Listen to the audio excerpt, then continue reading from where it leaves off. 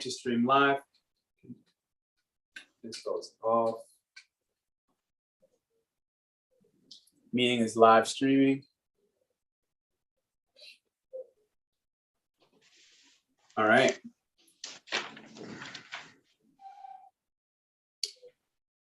Yep, it made a new link like I thought it would. So we're gonna go like this. I'm gonna come back to you. Voila. Done. All right, here we go. So we are currently live in this exact moment, actually. Nice to meet you, Maurice. Nice to be here. This your first astrology reading, or you had an astrology reading before? I guess no, it's not my first one, but I guess it was more so kind of like done by like friends and people who were kind of like just getting into it, and yeah. For sure.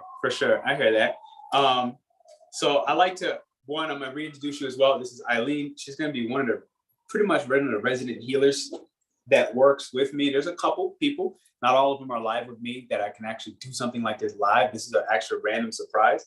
So I really had, when I found out that she's gonna be somewhere in the area, and then we booked this and she was able to come at the same time, I was like, yo, this guy must really got some, like, you got some good karma, dog. Like, you really are the embodiment of a Sagittarius on some real, like, you're like, I was literally like what? Like, so that's cool. That's cool within itself.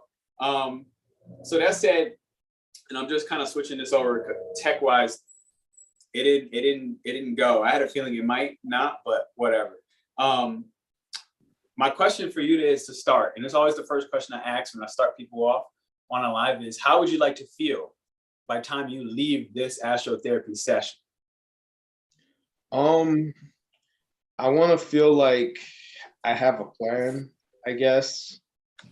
I feel like I said, I've had readings in the past. I've done a lot of my own research too. I have a pretty good idea of like how my chart works on paper, but I'd like more of kind of like, I guess, a point A to point B, something that makes sense, something that kind of says that a lot of the ideas and thoughts that go through my head are here for a reason, and not kind of like, I guess, like when you buy furniture from IKEA and they send you extra parts, you don't need it. I understand. So from the glimpse, and I'm gonna take a look at your chart and actually connect the chart together as well momentarily. But from a glimpse, I know you have a lot of Sag energy. There is a Gemini in the Mars. Okay, there's a lot of thinking. It's a lot of thinking energy. So you talked about that a little bit prior, and point A to point B, even from the glimpse, without really looking at the chart specifically, from what I just saw on the surface with the action planet, Mars, being how you assert yourself, is in Gemini. So that's going to automatically say that there's going to be a lot of thoughts, going to be a lot of ideas, going to be a tremendous amount of like youthful creativity. Gemini, it's like a 7-year-old boy in a sense, who's very like curious, but wants to touch everything. It's literally the hands. So wants to touch everything with their hands and kind of wants to like break things down and build them up almost, just to understand how does it work. Like for no real reason other than just curiously playing with it. And it might not even really care to finish the building it back up once it figures it out in their mind. Once it can like discover like, I know how this is gonna play, it might not even really need to finish it because it knows that it'll finish it on its own time. It'll like magically, it'll just find a way where a month and a half later, you'll come back to it and you'll be like, I know what exactly to do. I know how to do this right now in the moment, but it might seem very, very magical. Like everything prior is like, even if you did figure it out. So you're primarily looking today to feel like you have a point A to a point B. I guess is the best way to put it. I don't know. I feel like there is kind of like not something missing, but I feel like maybe there's something I'm not seeing, or maybe like a missing link that's kind of like keeping me from like where not even just I think I need to be, but a lot of people around me kind of like see it and they're like, you know, hey, what's wrong? And you know, I guess maybe I feel like I'm an articulate person, but I don't have the ability to communicate certain things with people, I guess. Sounds like it makes sense to me in my head, but there's definitely a disconnect. So she just had her ring. She's gonna tell you the next piece, and she'll even lead you through like a little short breath work exercise. But she has something she's gonna share. Yeah. I mean, I haven't seen your chart, but I work by feeling. And what I am seeing right now, what I'm feeling right now, is that you're thinking too much. And that's actually what's stopping you from communicating better with the other people, because you have this need to rationalize everything. And not everything we see and we feel is rational. I mean, mostly, even with our own heart and mind, sometimes it's difficult to understand why my heart is telling me to do something, but my mind is clearly going to the other way. So what I think will work for you the most is to learn to be more vulnerable and to allow yourself to actually feel, even if it doesn't make any sense, because this is the key. This is what's actually missing. And it's good to have like a plan, like how you said you want something to do from plan A to point A to point B, but life doesn't always work that way. And it's something that you have to be aware of and to let go of that control, because otherwise it's gonna literally drive you crazy. Things are not always gonna happen as you want. And easing this change and embracing these changes, that you're actually gonna be able to enjoy this part that you feel it's missing. So yeah, that's exactly what I'm seeing right now. And I know this is something hard because we've been programmed certain ways from all our lives. So you're used to things have to go this certain way. I have to be sure of where I'm going. I need to be understanding of what's in my mind and what's in my emotions. So letting go of this part, it can be tough sometimes, but not impossible. And it's totally something you're in culture right now. This curiosity, actually, as Pernell said, the the fact that I'm actually being able to be here is because of a reason. And I see that you already have like this, I don't know, first baby step towards. So that's a really good thing. And I am sure that you're gonna be able to embrace all of this. You just need to let yourself feel. Let me, are you gonna take You got a card one Pokemon? Give me like 3 minutes. Okay, yeah. I'm gonna pull a card for you to see if it gives me like a more specific thing you have to work on.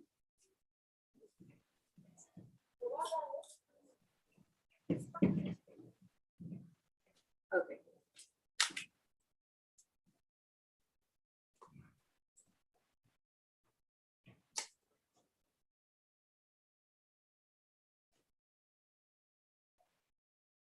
Okay, so we have 3 cards.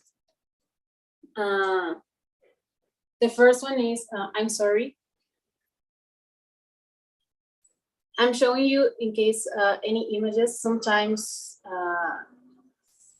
like make sense to you in a way, because I can only see like so far. But if you see something that talks to you, please let me know and we can dig on that too.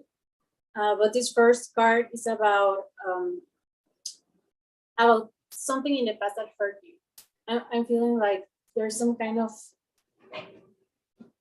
yeah, like you're heartbroken. It doesn't have to be like from an actual like romantic relationship. There's a lot of heartbroken that came for a lot of reasons. And our parents, even a close friend, a betrayal, a work. But there's definitely something in the past, and I'm sensing this is why you're not opening up, because you don't want to feel it felt awful. And I mean, of course, it feels awful to have your heart broken and to have something bad happening to you. So you were like, from this point on, I'm not gonna feel anymore because it sucks. So we have to go back to this particular stamp in your life. Let that go, forgive everything that happened, including yourself, because I mean, you acted as you were fit at the moment to do. So you have to let it go and then work past that. This card is called Activated Earth.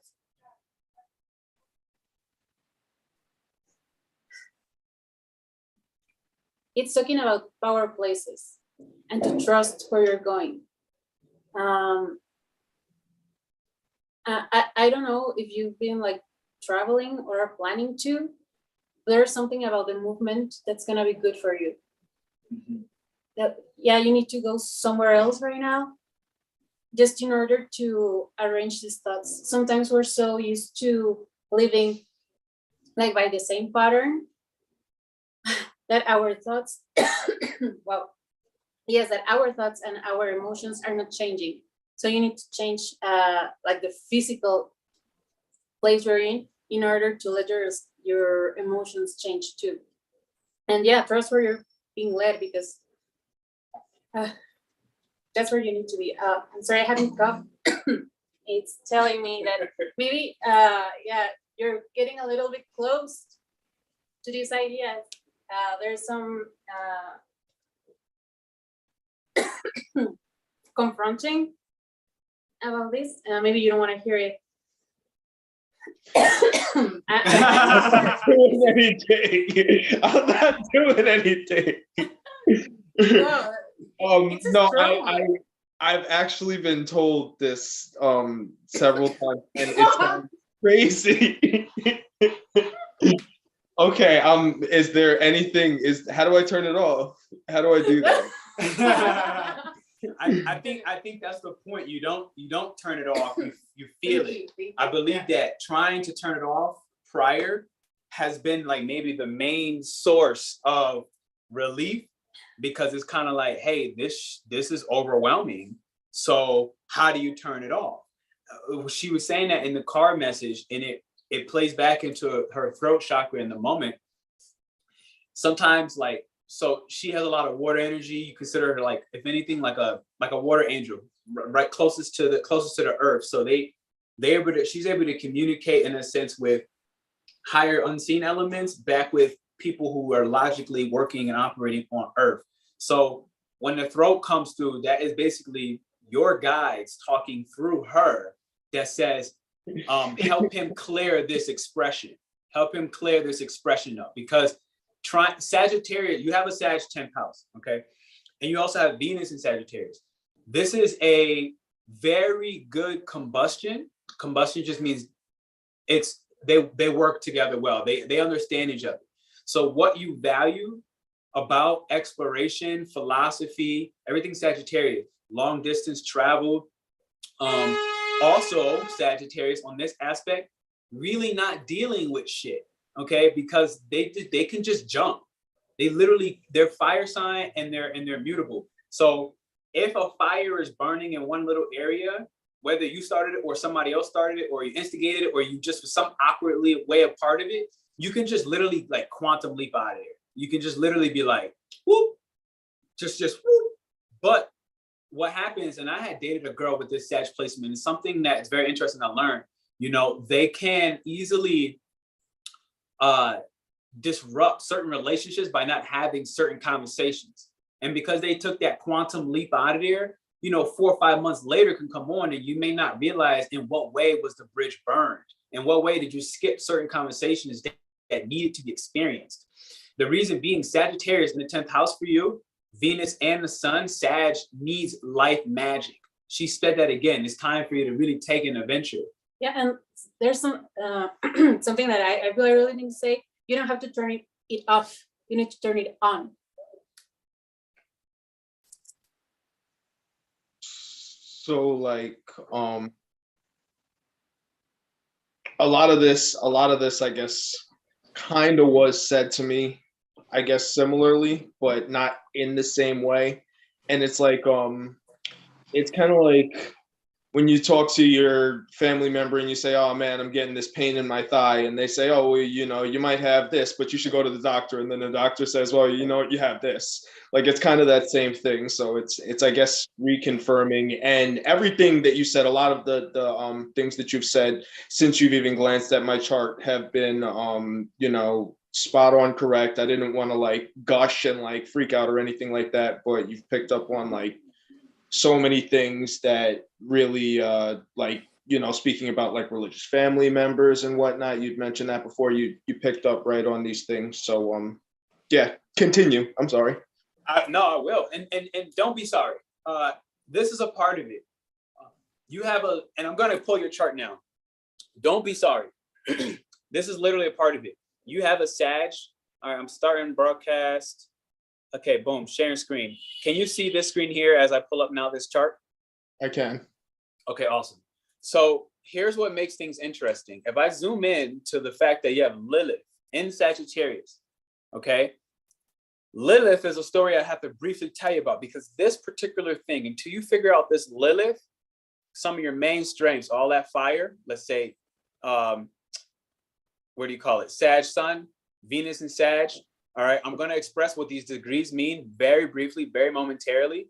But what's happening is, off the rip, they are these two strengths. These are strengths of yours. That Sag, they're blocked by Lilith. Okay. And let me tell you what that means. Lilith is a story that we briefly will share. Okay. Lilith is the repressed expression of your primal instinct in whatever sign it sits in. So the prime instinct of you as a Sag is greatly impacted. Why? Because it's your sun. This is the main identity that you can resonate with, and more importantly, that other people see within you more than you generally see within yourself. You spoke about that already. So our sun sign, many other people see this as our light. I'm in Aries, they see me as the Aryan light. But for a long time, I used to get fucking pissed off because other people could see my light and my power more than I could. And it bothered the hell out of me. It really, really did. She's a Pisces. So as her, I don't know what this may look like, but people might have seen her all her life as, you're this super magical person. And she might have been like, where's the magic? Until she eventually, did that happen to you? Yeah. Okay, because she's a Pisces as a sun. So that's just all of us in general, without Lilith being. Now, when you put Lilith there, it says that likely with Sagittarius being about religion, likely there's some type of religious factor in your upbringing that was kind of placed upon you that wanted to diminish or limit your expression when it comes to spirituality. So this can easily be like, I'll give an example, because my Sag is in my Lilith is in Sagittarius as well. Different house. Yours is 10, mine is 2. It's different house. But I grew up in a household where Christianity was like placed upon me. Now, it's ironic that we had this conversation because last night I was dreaming about my grandma, and she's ascended at this point already. But when I was a kid in church, I would literally see her like put like holy water on her hand in church and whatnot, and put her hand on people's head, and she'd be like this. And then she'd be like, I rebuke you, demon. And people would just like drop back. They would just like fall out. And I watched all this as a kid. I had no idea. Back then it was like, all right, like I was kind of just looking at people like really awkward. If I'm being honest, I was like, this shit is a little weird. But there's something to it. Something about it felt like there was something magical happening. Like there was a certain faith that these people had. And I say these people, that the people in the church had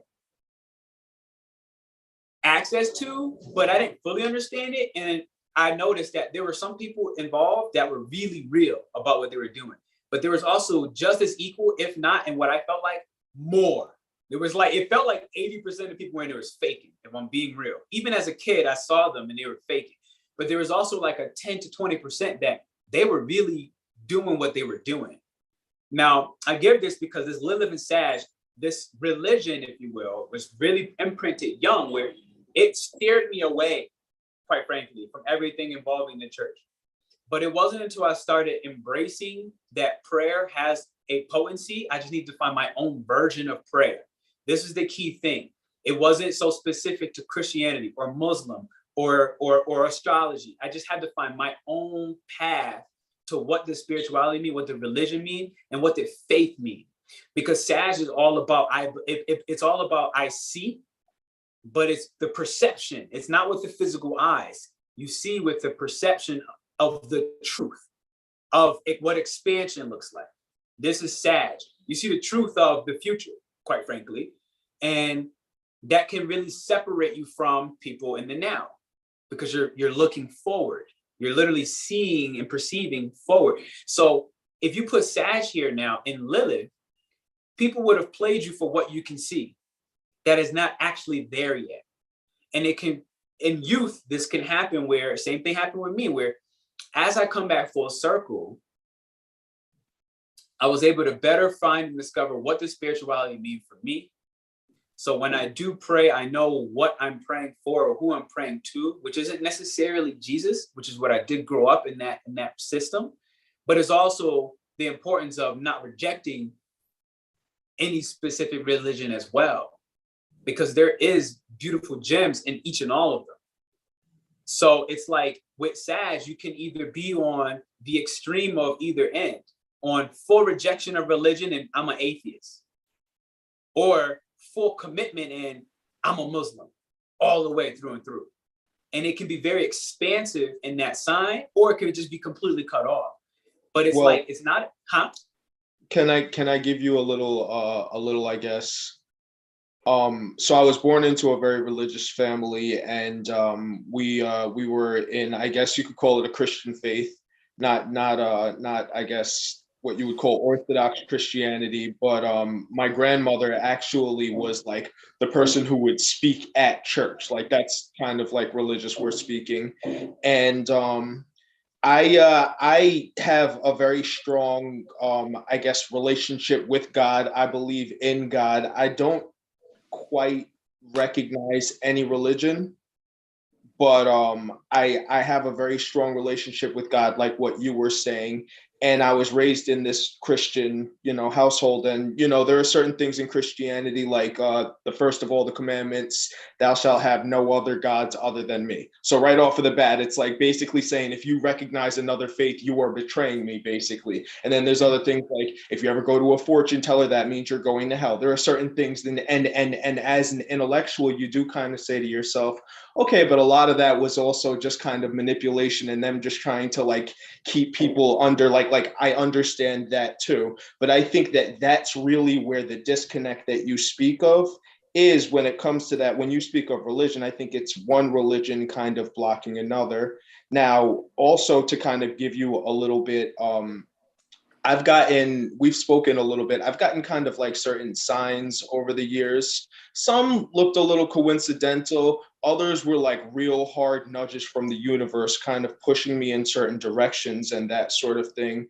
One really quick example, when I first got into astrology, I had already known about astrology. I thought it was kind of just like ridiculous and stupid. I was in my young 20s, and my cousin asked me my birthday, and he did my personality in a numerology calculator, and that was like a spot on. He said life path 11, boom, boom, starts reading it off to me. That was spot on. And the way that it all happened just felt, it was a little too, it was like quick. It was like, like that really. So then I started getting into all of it. And then another time, in a more kind of serious tone, I was with my ex in her grandmother's basement, and the way it was like a ways up. All the way the drive up there, she was telling me about how like she was getting like, like she would get like screwed with by like ghosts and stuff like that. Like not her words, but she was just basically telling me like, yeah, there's something living in there. So she and I were holding each other like in an embrace. There's a cabinet maybe like 5-6 feet away, far enough away where neither of us could have done it. We're holding each other and we were kissing. Glass cabinet, the shelves inside the glass cabinet break. So like that's you see what I mean? Like undeniable. I don't care. We went upstairs, we told them what happened. They didn't listen to us, but she and I both know what happened. Do you see what I'm saying? There's no way she could have done that and like pulled the fast one over on me. You know what I mean? So those are like undeniable things where it's like you're saying like, I have this mental block that's kind of telling me, all right, man, ghost ain't real, that sort of stuff. I'm not believing in any of it. But then there's also like this really like It's really happening. Unseen hand saying, hey. And when I see things like her coughing because of like I know there's just like it's really like there's someone sitting over me trying to talk to me, and I can't hear you. I'm sorry, you know. But yeah, it takes practice, and they always find a way. They're always sending us messages. I mean, this is like one of the easy ones because they're talking loud. they want you to listen so badly that I hear screaming. So yeah, and these things that happen to you, that's kind of what I was talking about, that there's some things that we can't explain, and we shouldn't even try to explain it. We just need to embrace them in order to actually access this magical part of our lives. And I didn't get to the last card because of the coffee and everything, but I think it's I think it's gonna be a best fit right now. It's called Your Life is a Canvas, and it's talking about, you know, it's never too late to start. It's the fact that you got this card right now is actually telling you that it's the start of a new cycle. So you're ready for this. But there is, yeah, like the one catch, that you do have to connect everything together. Your spirituality, your emotions, your mind, and your body and your heart. I mean, everything has to be connected in order for you to actually take steps forward. And as Pernell said, there's nothing to be sorry about. You're starting on this path, and nobody comes here knowing absolutely everything. So yeah, they keep saying this is the right path. Just to stay in this course, and you're gonna find out a lot of great things. Keep asking questions. That's the best. Yeah, I keep hearing, keep asking questions. That's another one. So how my Sag and Lilith was impacted. I was raised that if I didn't know and I needed more clarification, to ask more questions. But now in school in Lilith, I would also, this is how it would get impacted. Because I have a lot of Sag in me as well. This is how it would get impacted. Teachers would get annoyed because I would ask the questions that they wouldn't have the answers to. Because you are a Sag, you already were born, quite frankly, a god. That's the last four zodiacs in astrology are already gods. So you are already born in the ascension from the human intellect, where it is a very intellectual sign, but it's big picture intellect, different than Gemini. Gemini is like learning in the school system, right? Basic human logic. But Sag is now big picture. It's trying to gain an understanding of the meaning of life, literally the meaning of life. And so for you, because it's in the 10th house is it has a certain superficial element to it where it will want others to see it as this big brain, where there has to be a detachment process from caring of other people see and how other people see you as a philosopher, because you're a natural philosopher. So I guess what both of you guys just said there really kind of helped a little bit. And I want to refine what I said at the beginning before when I said I want a point A to point B. I guess more so what I'm kind of saying is, like, you know, you get your little like starter kit when you come here, and that's your personality and your body type and all of that, basically what's given to you that you didn't choose. So these are your tools. How am I going to use the tools that I have to get to where I'm trying to go? That's kind of like the point A to the point B that I'm talking about. And to elaborate, I guess, on that a little bit is, you know what, the idea just flew out of my head. I'm sorry, but I will ask again when it comes back. The idea is there because as soon as you paused, I was like, the tools. So now we take a look back into your chart, because I want to, like I said, I'm a very applicable person. Like, I like to apply shit, quite frankly.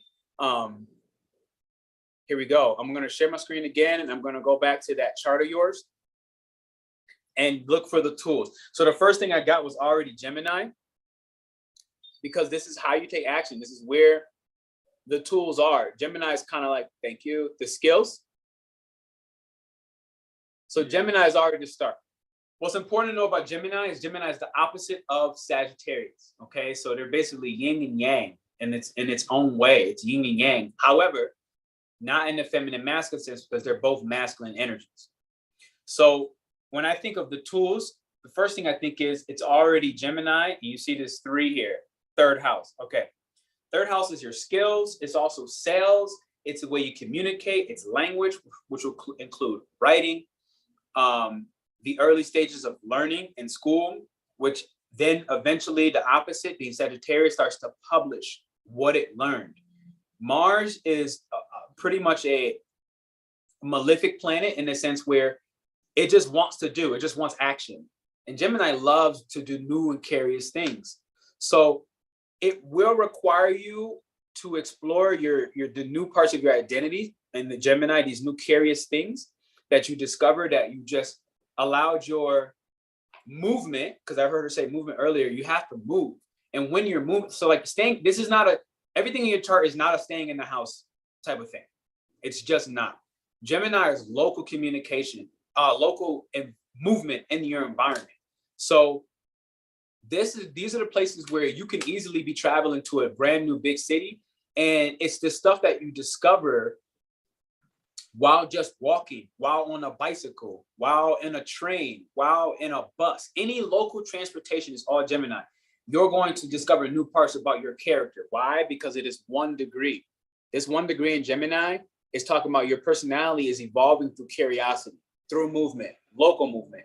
That is the stuff that starts to play into what you are known for as, AKA Sagittarius. 10th house is what you're known for. It's your social reputation. It's your status. And you have it at the 15th degree in your sun sign, which goes right back. 15 is related to Gemini. So 15 is saying that the parts you already know is now what you start to communicate to others, AKA your philosophies. You have to basically have some sort of publishing channel, some sort of publishing network, whether you write a book, you write in newspapers, whether you're speaking on YouTube, like right now, like I said, I have Sagittarius energy within me. I'm using my voice to auditorily speak, right? These are part of the tools. You're not going to get the tools if you stay in the crib. You're not going to get the tools if you don't talk to people. Only you talking to people curiously, essentially, and also objectively, without being condescending. This is very critical of what I just said. You're going to have to talk to people with a very childlike mentality rather than, hey, this is what I know. Because if you talk to people like, this is what I know, what's going to happen is they're going to reject you. They're going to reject your philosophy. They're going to reject your ideas. And you're not going to discover new parts of yourself because they're going to go, he's a know-it-all. And there's nothing really much to say because when he talks, he does not stop and break in between. He's just keep going and I'm lost. I don't actually know where he's at. So when I think about the tools are, for starters, when you are relating with other people, especially one-on-one, that's the 7. You see you have another 7 here. Those 7s are one-on-one personal relationships. When you're talking to people one-on-one in a tactful and diplomatic way, where you have this in Leo. Now, where this can happen in your one-on-one relationships, people can, even if you don't see yourself this way, because it is private, people might feel in their heart, Leo is the heart. People might feel in their heart that you're the boss, but in a way where it's all about me. You can prioritize you in any discussion, in any one-on-one relationship so much that people can feel overwhelmed. And what's important during this time is for you not to get insecure about them feeling overwhelmed. It's more important for you to recognize that you are a person of strength. You are a person of power. You are a person that people see with status, with a certain, like, just willpower and ambition. That's not happening. With a certain willpower and ambition. I understand. That makes sense? You want to share from there? No, I mean, I do kind of feel like I do have to apologize for being myself most of the time. Yeah. No, that's exactly where you go wrong.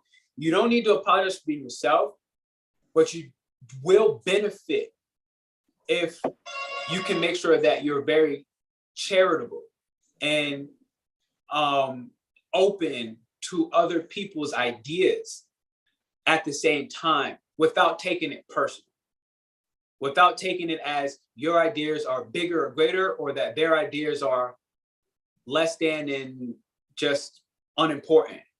Because people will feel that in their heart, and you will feel it in your heart as well. So to get out of your mind, you have to connect more with your heart, because Leo is the heart.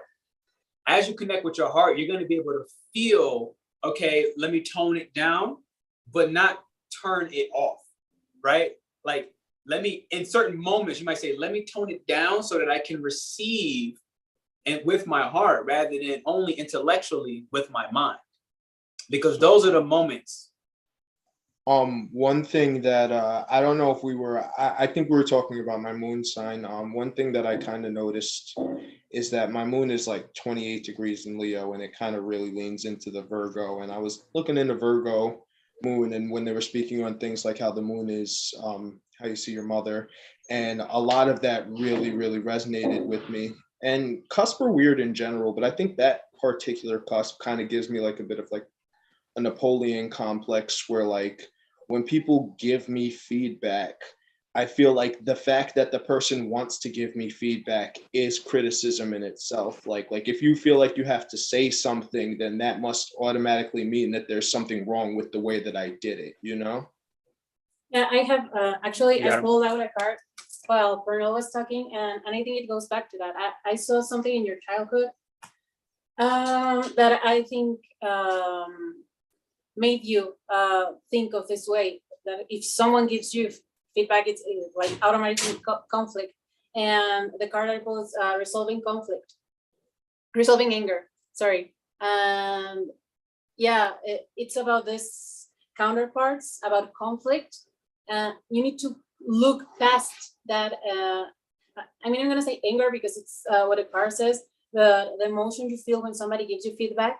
You need to look past that in order to actually see objectively what's going on. Because something that I learned is that nothing ever is personal, nothing.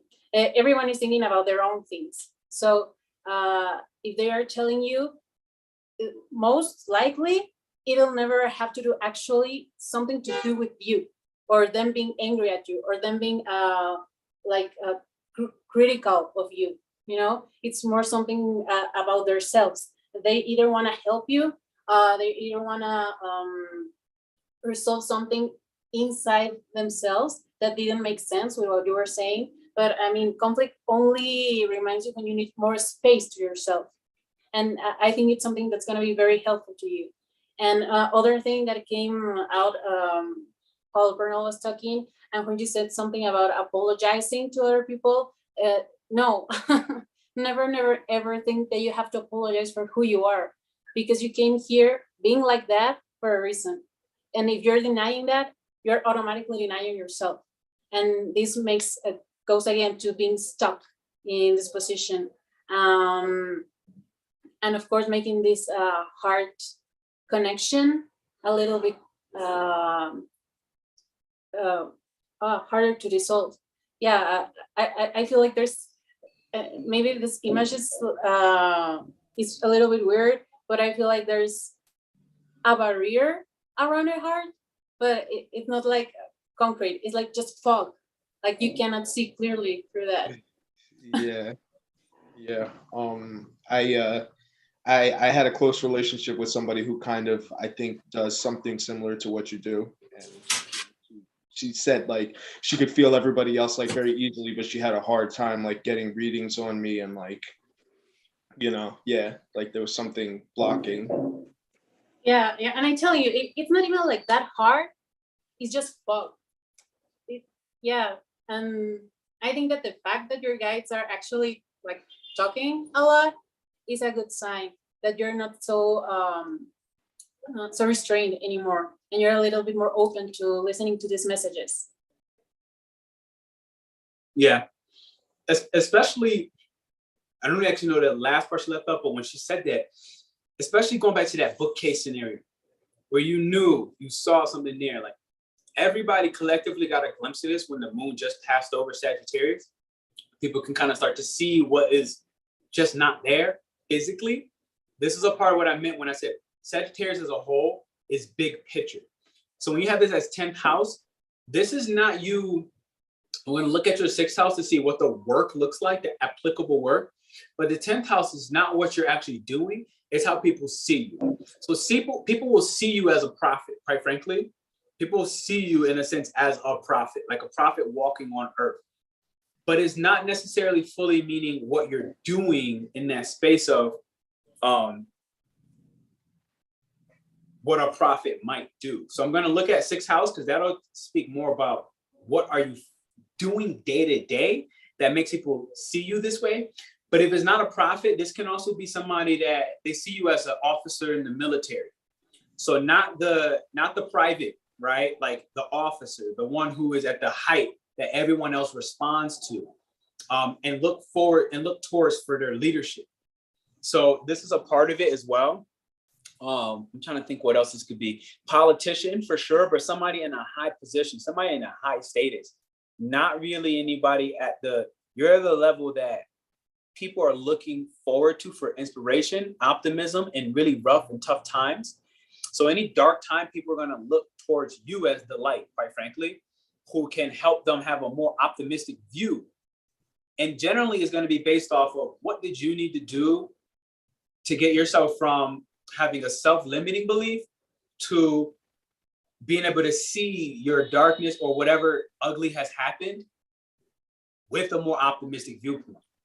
That will be whatever that thing was in between that got you from self-limiting belief of what your career and your social status is to, oh no, I fully believe this. It's going to be that middle ground that's going to be how in a way you give back, how you transport yourself from this part to this part, how you basically ascended every boundary that existed prior. Yeah, definitely. I Keep talking, I hear you. I can see where, like, I don't know, it kind of feels like yeah, life is full of lessons, but it kind of feels sometimes like I'm following a curriculum, like certain things, like, you know, it's like, okay, today we're doing this, and then I'll see this theme constantly reappear in my life. If you ever learned a new word and it's the first time you'd ever heard it, and then you just hear people say it like in your, you know, daily life out of nowhere, you're like, wait a minute, no. That's kind of the way that a lot of those things manifest themselves sometimes. Yeah, when you see a repetition, it's usually because you're not taking on the message that's meant to be for you. This happens a lot, like more clearly in relationships, when you're like, why the hell am I stuck always with a person that's, I don't know, some characteristic? And it's because you keep repeating the cycle. You cannot get out of it by doing the same. You need to start doing something different in order to understand what's going on. And I think something like that is happening with these repetitions that you keep looking at. So you just need to understand it from the right place and act accordingly to it. Yeah. Yeah, I just discovered something major. I just discovered something major, and I'm going to come back to you. So I looked at your 6th house. Okay, your 6th house is Cancer. This is the mother. For starters, it is also the moon. It is also the fertilization of the ground in order for you to manifest something, right? And you have it in the 6th house. So your day-to-day work, what this tells me is how you take care of your body, which is 6th house, what you do in a day-to-day, 6th house, your coworkers that you're involved with, 6th house, how you're taking care of your body leads to your mental health, 6th house.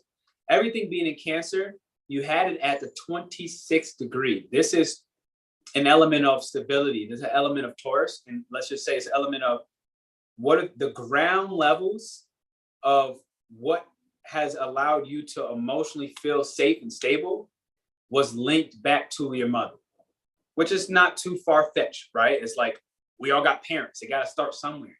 But for you, the mother is key. And I almost want to ask you a question before I move forward, if you feel comfortable. Was your mom dominating, or would you say maybe more your father? Both of my parents were very aggressive. Well, my mother's still with us, but both my parents are very aggressive, vocal and I wouldn't say domineering, but in their own way controlling, you know. And honestly, like not even to really just, you know, had you like seen them, especially together, you would understand what I'm saying. I'm not trying to throw shade at my parents or anything like No, that. no. There, and I say this openly, like there's no shade, period, right? Like my mom has a Leo moon, for example. Okay. And I had to really, I used to really like put a lot of pressure. If I'm being real, I used to put a lot of pressure. It wasn't until I started understanding through my own astrology placements that I was able to kind of ease up and realize that she was really helping to form me to be someone of a high status and high reputation. And this is ultimately what they prepared you for. They prepared you for the big stage. When you have a Leo moon, you are already prepared for in the private of your life, because the moon is private. In the privacy of your life, you were prepared for the big stage. You're prepared to go out there and leave a very dramatic performance on, and that dramatic performance comes through your creative talents, which, you know, is up to negotiation. Whether you're an artist, a painter, you know, whatever your creative talents, whether that's even just speaking, which or publishing books or whatever that is, they were preparing you off the rip for that stage, so that when that attention comes, it actually is only going to be making you get bigger. It's going to fuel you to want to live larger than life, quite frankly. But you're going to be prepared for that level of exposure when the time comes. And I think there's just a couple elements prior before that happens. So the reason I bring this up is when you put the 6th house in Cancer, you have to relate Cancer to the ocean. The sign, a zodiac sign of Cancer, is in Chiron for you. Now that's the wounded healer. So it's almost like you might not have been able to do what you felt you wanted to do for work every day. Like what felt safe and like comfortable and just those words right there. You might have somehow had emotions that needed to be blocked off at a certain point at whatever level or whatever version that trauma could have potentially looked like, because it wasn't, your emotions weren't validated. So let's just say like, I want to do tarot and I want to read tarot every day. That's what I want to do for work. And that will lead to your Sagittarius 10th house of how people see you on the stage. But because it's the ocean, it changes, right? So if somebody was like, you got to streamline, go this way, that doesn't work for the ocean. The ocean is just going to do this, right? And so that's like that for your work. So I have Cancer in my Chiron as well. You and I are very similar in different ways. Where for me, work, I can't just push through every day on a job. I can't. There are certain days when my feelings are like, I did a live, for example, 2 nights ago. And like 10 minutes in, I was like, oh shit, I'm going through 12 zodiac signs and I only got to number 2 and I feel like I'm about to pass out. Everything in me was like, you got to stop, bro. Now, how I was raised, it would be like, finish it to the end. But that doesn't work for me. So I had to literally cut that live 10 zodiac signs short. And I told people, I said, look, I'm not feeling it. You could see it in my face. My eyes were red. I was tired. I started coughing. I was just feeling weak. And I got the hell in my bed. I cut that live short and I went to my bed. That's what the feeling told me I needed to do to nourish myself, to make myself feel emotionally valid for making this exact decision. Where in other days, I'm feeling completely charged and I push forward so much work that I make up for like 10 days of stuff in one day. And so I don't operate off of, and that's how Cancer is. On the day-to-day work, you can't operate off of logic. Your feeling is required more for you to do the type of work, to apply the skills that you've discovered through the local travel communication, where you implemented it into your personality, your DNA. Through that, you're gonna decide, how do I feel today?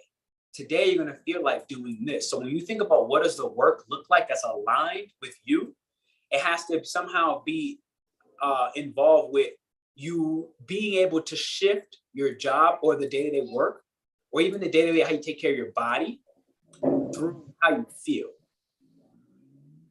So, one thing, and I think that this, you speak about my mom a lot. My mom and I, we have a somewhat, I see her semi-regularly, but when I was younger, I come from a relatively big family, and my mom was a single parent, so she was always kind of busy. She couldn't really keep up with things the way that she wanted to. I kind of felt like I was the one who cared about things that needed to get done in the house. I feel like, and I'm the middle child. And I feel like everybody else kind of like they were either focused on what they wanted to get done, or maybe they felt like they had too much going on, whatever. I was the one who always kind of focused on these things. Even when it came down to like, I was the first one to get up in the morning, so I wake everybody else up and that sort of thing. So when things don't go right, everybody would look at me, and I'm not the oldest. So it's almost kind of like being a cop without a gun, because everybody's supposed to listen to you, but you have to like you don't have any authority, any power or anything like that. And I do think that a big part of me wanting to work and take care of myself, these things go hand in hand. When I work a job, I've worked a lot of like, I guess, service jobs, and I always go out of my way to keep them very like clean, neat, fastidious, that sort of thing. But only if people are going to care, like only if people are going to care that it's clean and neat and fastidious. When I used to cook, I used to cook a lot for my ex, and I'd make these great meals, and then she started dieting, and I didn't cook for her diet, so she stopped eating my food. And when she didn't want to eat my food, I didn't want to cook, because I don't like, you know what I mean? Like, I'll just eat a bag of chips for dinner. I don't care. But the idea of somebody eating my food and benefiting from it, that made me happy, Yeah, but listen to something. You need to start treating yourself as you're treating others. I mean, why is your girlfriend the only one that deserves good food and you deserve a bag of chips? Well, why are the customers you're serving the only ones deserving of a great space that's like neatly organized and have a great service? You need to start being, I don't want to say even the word selfish, but I know that's how you're gonna understand it, because you're not actually being selfish. You're just taking good care of yourself, of your body. And those are your tools. I mean, you said it first. This is what you're set up here on earth with. You didn't choose it, but you have to take care of it, because it's how you're gonna go like all the way or not, or stay stuck here. So listen to your body, listen to what it's telling you, listen to your emotions, what they're telling you. If you don't feel like cooking, well, then don't cook. If you feel like eating something good, then cook that for yourself. But yeah, you need to start seeing that for yourself. Can I add on to what she said based off the placement that we were just talking about? So Cancer, 6th house. First off, Cancer is the mom, but it's also the food that we nourish our body with. 6th house would be the action day to day that you take. Basically eating the foods that you know nourish your body and that don't fuck with your emotions. Because sugar would fuck with your emotions, which, like the ocean, if your emotions get wavy, this will become chaos. It's a feminine energy, right? It will become chaos. And on top of that, you had it at the 15th degree, which says that you and the family, 15th degree is back to Gemini, which is 7 years old, about roughly. So you were in charge of the day-to-day things in the house. Like you said, it literally at that age where you gained a certain sense of responsibility, even though Cancer, which is ironically, it is an individual sign. So it is selfish. So when you put it in a role where it can't cater to itself every day, that became a pattern that really was, that's why it's the wound. That's why it's in this place of Chiron, because it is selfish. It does operate and make sure that it's okay, that it's safe, that it feels good, and that when it feels bad, that it has the space to feel like shit too. It feels all those emotions very turbulently. So if anybody didn't allow you the time and the day-to-day action to feel that turbulence, it would negatively impact your intuition, because it is a sign of high intuition. It's divine intuition, quite frankly. It's Cancer itself is most related to a 16-year-old female who's PMSing, which is very awkward, right? Because I have this placement, and I'm a guy, so it was very difficult because now you have social expectations of, well, what does a male with a 16-year-old female who's PMSing wound act like? And a lot of time, what this will turn out to be is emotional manipulation, because you can't get what you need daily from, let's say, the girlfriend, or even in childhood from the family. You can't get your emotions validated. Now, what happens when that kid grows up to that 16-year-old who starts to PMS? Now they have no more control over that flow of chaos, because feminine energy in general is destruction and chaos, but it's a natural and divine intelligence, quite frankly. Like, they'll put obstacles in the way to redirect them to get back on course. So whatever happened in the meanwhile, whatever relationship didn't work with the girlfriend who didn't appreciate your cooking, because first off, if she didn't appreciate the cooking, it already is something that's Cancer's already selfish. It's already a sign of self. So it's like, well, I ain't got much. I ain't got, it's gonna be hurt. It will be hurt. It will take it as a part of its own ability to cook good meals. Like, hey, well, you know what? You don't deserve it. But it won't. It's very side to side, so it won't directly speak that. It'll more so try to emotionally manipulate the situation, and it's not even always consciously aware that that's what it's doing, because it understands the emotions of the people across from it so much better than the people usually understand their emotions themselves. However, you also consider yourself highly as an intellectual. So the threshold of like you understanding other people's emotions better than they often understand their own, you know what they need. So you might have cooked that meal, let's just say, because you know at a certain point that that's what she needed. And then the diet changed, but that can kind of, in a sense, screw with the process here in the mind, where it's like something's not linking. You know what I mean? Like something doesn't link. So what's key is that what you do and how you take care of your own personal emotions every day, it can't be reliant on the services you give to others. The ways in which you nurture someone else. So you nurtured your family, you can't have your own self-esteem dependent on that. You nurtured your girlfriend through food, you can't be dependent on them actually appreciating it or not, because it's a sign of self. Well, I think, yeah, it is dependent. I'm a very exuberant sort of person. When I do something, I'll take my time, but I'm going to do the hell out of it. And so like when I make omelets or something like that, like for example, last night I made spaghetti. I cut up 4 different colors of bell peppers, the onions, all of that, sriracha. So I'm sorry, I didn't know but what I'm saying is that, like, backtrack, take it back. Don't apologize. Yes. I'm catching it as I'm doing it. That's the first time. Just catching it is great. But I feel like it's more so like, I don't think I'm indirect about it. I'm a pretty quick-tempered person where like I don't know, I flip-flop like that. My anger is very fast. It's not like so maybe if it's in a work setting where if it's with somebody I don't know, maybe I'll do something indirect, like, oh, well, say something behind his back or something like that. But if it's with somebody like, if I make my mom breakfast in bed, which I've never done, well, I've done it before, but it's not like a regular thing that I do.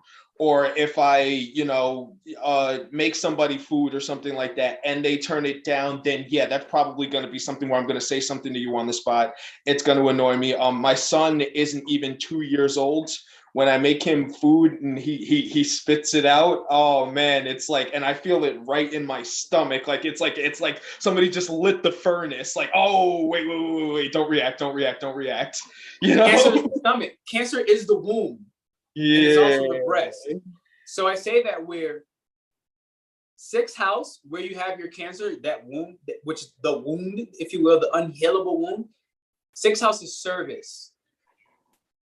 So it's So like, do you think internally maybe I kind of like feel like I've done a great service that I was never, you know, thanked for? Maybe like I feel like, you know, yeah, I do. I couldn't tell you specifically what it is, but I do know that I'm always kind of like, and this goes back to what I was saying about really associating with the Virgo moon. I do really always kind of feel like I'm always kind of analyzing people and somewhat not like I'm not perfect, but I'm kind of like, you know, anticipating their needs and whatnot. And like if your dad is fixing the car and he needs the wrench, I'm right there with it before he asks me for it. And there's something to say that that's a valuable trait that I do kind of feel like people overlook, because you fixed that small problem for them. Therefore, they didn't know how much they needed you in the first place.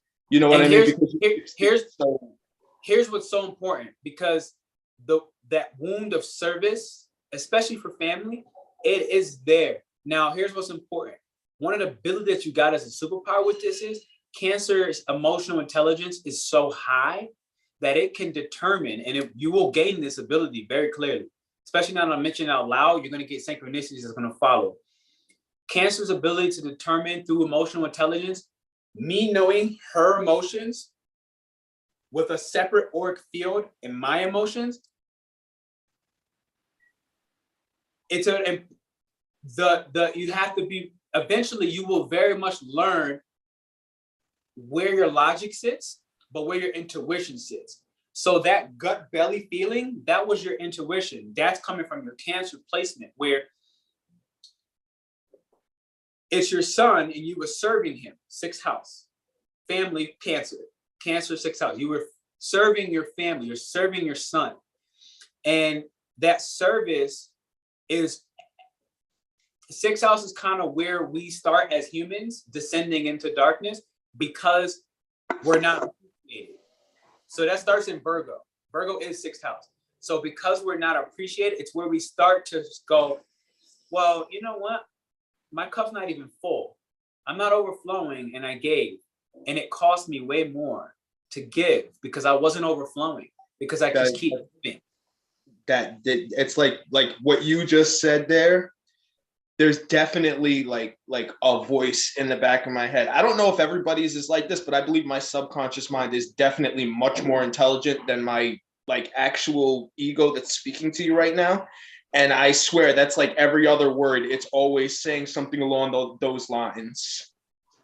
No, it's right on point. And I'm getting the head pressure as well, because, you know, this part of you is in the process of breaking through. So that's why I feel like I'm getting a little bit of pressure. It's in the process of breaking through the intellect. Why? Sag is a very spiritual sign, very spiritual, which means what in simplicity for this instance, it's not physical. It's not physical. It's big picture. It hasn't even happened yet. And when it does happen, you're the first to see it, and everybody else doesn't yet. You're the first to see the truth of the matter. But it hasn't happened yet. You are literally the one expanding the boundary of what existed previously. So this is why people look and see you as a leader, because you're already moving and ascending through the boundaries that they are already facing. And because you're doing exactly that in the process, you will get tension. You will get adversity, because it hasn't happened yet. It's the same way you had told me before we even got on this live. You were like, it's kind of like, I need to see it to believe it. Well, other people feel the same. There are other people that feel the same, but they're never going to see it at the same time that you see it. You're going to see it first. So that's why you almost have to be able to use that Cancer to be able to better discern when people push their emotions onto you. And when you take it as if it was your emotion, but it's just not. It's not always your emotion. And you see the truth of their emotion before they see it. So people are literally projecting onto you, and you see it. But because the logic within you would want to say, it's just going to take it as these are my emotions, but when they're not. And it's gonna give you this intuitive, either it can happen a lot for women in their breasts. I just started getting, I have this same Chiron and Cancer placement. Mine's in a different house. But I just started getting it in my breast, my intuition. I was like, what the fuck? Normally it's been in my belly. It's been in my belly most of my life. And maybe like a month ago, I had an extreme case of diarrhea on the Virgo full moon. Virgo, 6th house service. And all the service that I was doing for everybody else that was going underappreciated, my gut was clearing the intuition. Because that's what Cancer stores intuition, in the gut, in the belly, which is why you have to eat good foods if you want access to your intuition. If you don't want access to your intuition and your emotional intelligence to be able to tell these are her emotions, these are mine, and here's the difference, then eat like shit and you won't have access to it and you're gonna stay here. You will stay here. So it's actually funny that you say that. Like the way that I cook is actually 100% intuitive, and it literally comes from the origin of what you had just said. My grandmother is from Puerto Rico, and when she used to cook, like, you know, we came up McDonald's, a lot of fast food and stuff like that. So when she used to cook, she would make like baked ziti, and she'd have like onions and peppers and all these things in it, and we just weren't having it. But in my mind, to me, that's the most like loving and like nourishing meal I could think of. So when I started to live on my own and I started to cook, subconsciously, I made exactly the sort of things that she used to make. And then I started tweaking it to my own taste. And I'm not saying I'm an amazing cook, but I'm fastidious and I pay attention. Most people don't really, you know, have an issue with my cooking. And I think it all comes from that same like base of what you had just said before, of like maybe that energy telling me this is what's healthy for you. This is what's good for you. This is how you should be eating. I'm used to, like I said, anticipating somebody else's needs. So when I go to the supermarket, I am completely like, I don't know how to buy for just myself. Like, you know what I mean? Like, if I were to go clothes shopping, yeah, hell yeah. But if I'm going like, you know, food shopping or something like that, I'm thinking, oh, well, she eats this and I should pick this up for the kids. And, you know, by the time I'm, you know, mostly through my budget, I start telling myself, oh, well, it'd be nice to have a bag of chips. It'd be nice to get a couple of beers or something. But yeah. So what's critical about what you said, with the girlfriend back whenever who didn't accept or embrace the style of your cooking, that was not your Cancer. You intuitively knew what to cook. So you did what you felt to cook. Felt is the key word. It's the fact that Leo was in the 7th house of your moon. Now the moon is still Cancer, right? So you have to, Leo in a sense has to answer to your actual unhealable wound, which goes back to you cooking. So it's kind of awkward in a sense. I hope I broke that down in simple terms. What does this mean? Leo can easily be, especially when it does something charitable, because it represents charity as well as community and like really family as well, or at least who it considers family, who it considers a part of his tribe, which doesn't have to be blood family, but if you consider them family, right? So like for me, for example, if I'm dating somebody, like I treat them in that same category as family, right? Like, let's be real. So my point is, Leo loves attention and it loves praise. It really, and because this is in the moon for you, it's emotionally important. The moon is it's emotionally important for you to receive praise. From who? 7th house is your business partners, your romantic relationships, and your friendships. However, Leo is generally a show out sign, but in the moon, it's private. So it's going to keep how much it enjoys the praise private, even though it is genuinely, emotionally desiring from behind closed doors, unconsciously on top of that, praise, especially from one-on-one people, especially from relationships in general. And when it doesn't get that, it could have a dramatic hissy fit, but it also still might be like some shade kind of thrown. Like normally Leo would just throw that shade up front. It would just be like, throw the shade. But because in the moon, it's kind of forced to be a little bit more private with it. But what's ironic is your Jupiter is also in Leo, okay, in the 7th house. So this says that you get bigger with the praise. So it's almost like what the key thing with Leo, and I have Jupiter and Leo as well, but I had to learn, and I have it from my teaching space. So right now I'm in a space of teaching. All right. You're in a space of one-on-one relationships between you and I on this other side. So in teaching, what I had to really learn to do, whether 0 people will show up to a room or 10,000, I literally, in order to gain my abundance in that teaching space, I have to actually behave the same. My value can never be determinant on how many people show up. However, it used to be. And so it's a very big lesson for me that I had to keep going over, where I intentionally started to just have to allow myself to feel insecure in empty rooms, where I started going into empty rooms on purpose on my university campus. I would find empty rooms on college campus, and I would pretend that there was thousands of people in the room. And I even recorded myself at one point. I remember it's a video somewhere in this empty room. And I never knew how important that was until like 4 or 5 years later, where now this is all before I had a YouTube platform. This is all before like I was at the more prime parts of my personal career, right? And what had to happen was, it's the laundry. What had to happen was, it's not dry yet. I told him that already. Man, they be bothering the hell out of me out of this apartment. I'm like, stop calling my phone, man. I'm renting an Airbnb property. I don't want to talk to you, security. I don't want to talk to you. I really don't. I have no desire to talk to you, homie. Like, I just don't. They need to start paying me for as much as they ring my phone.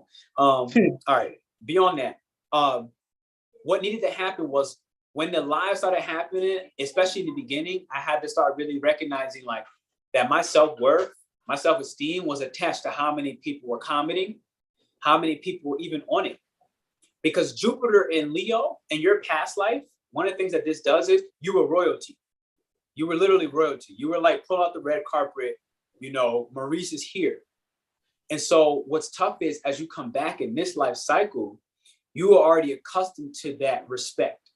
So basically people, just by walking by it, they would bow down. So you have that as part of past life, and people can smell that superiority within you. Even if you don't smell it fully yourself, they know, they smell that light. They see the royalty. So you will get people, and this is the powerful point. You got to really check in with this one part I'm about to say now. You have to understand that Leo transmutes dark energy. So hate, fucking envy, jealousy, all that stuff that people would do to a king or a queen, being a part of your past life, they're sensing that within you in this life, even though you didn't have to live as a king or queen. And it's like, you still embody that energy, where Leo was the kind of one where I was in the train station the other day, and this woman tried to like rub up against me in an awkward way. And I jumped back. Like, it was almost really on some real shit. Like, what are you doing, you peasant? Don't touch me. I'm not fucking around. It was just like that. But I also recognized her very clearly. She was a dark energy, and she was trying to rub off and take some of my light. So I didn't have to consciously understand that up front. That kind of I knew it a little bit, but as time went on and I got off the train, I understood very clearly, even before I got off the train, what was happening. So Leo has to transmute that dark force energy.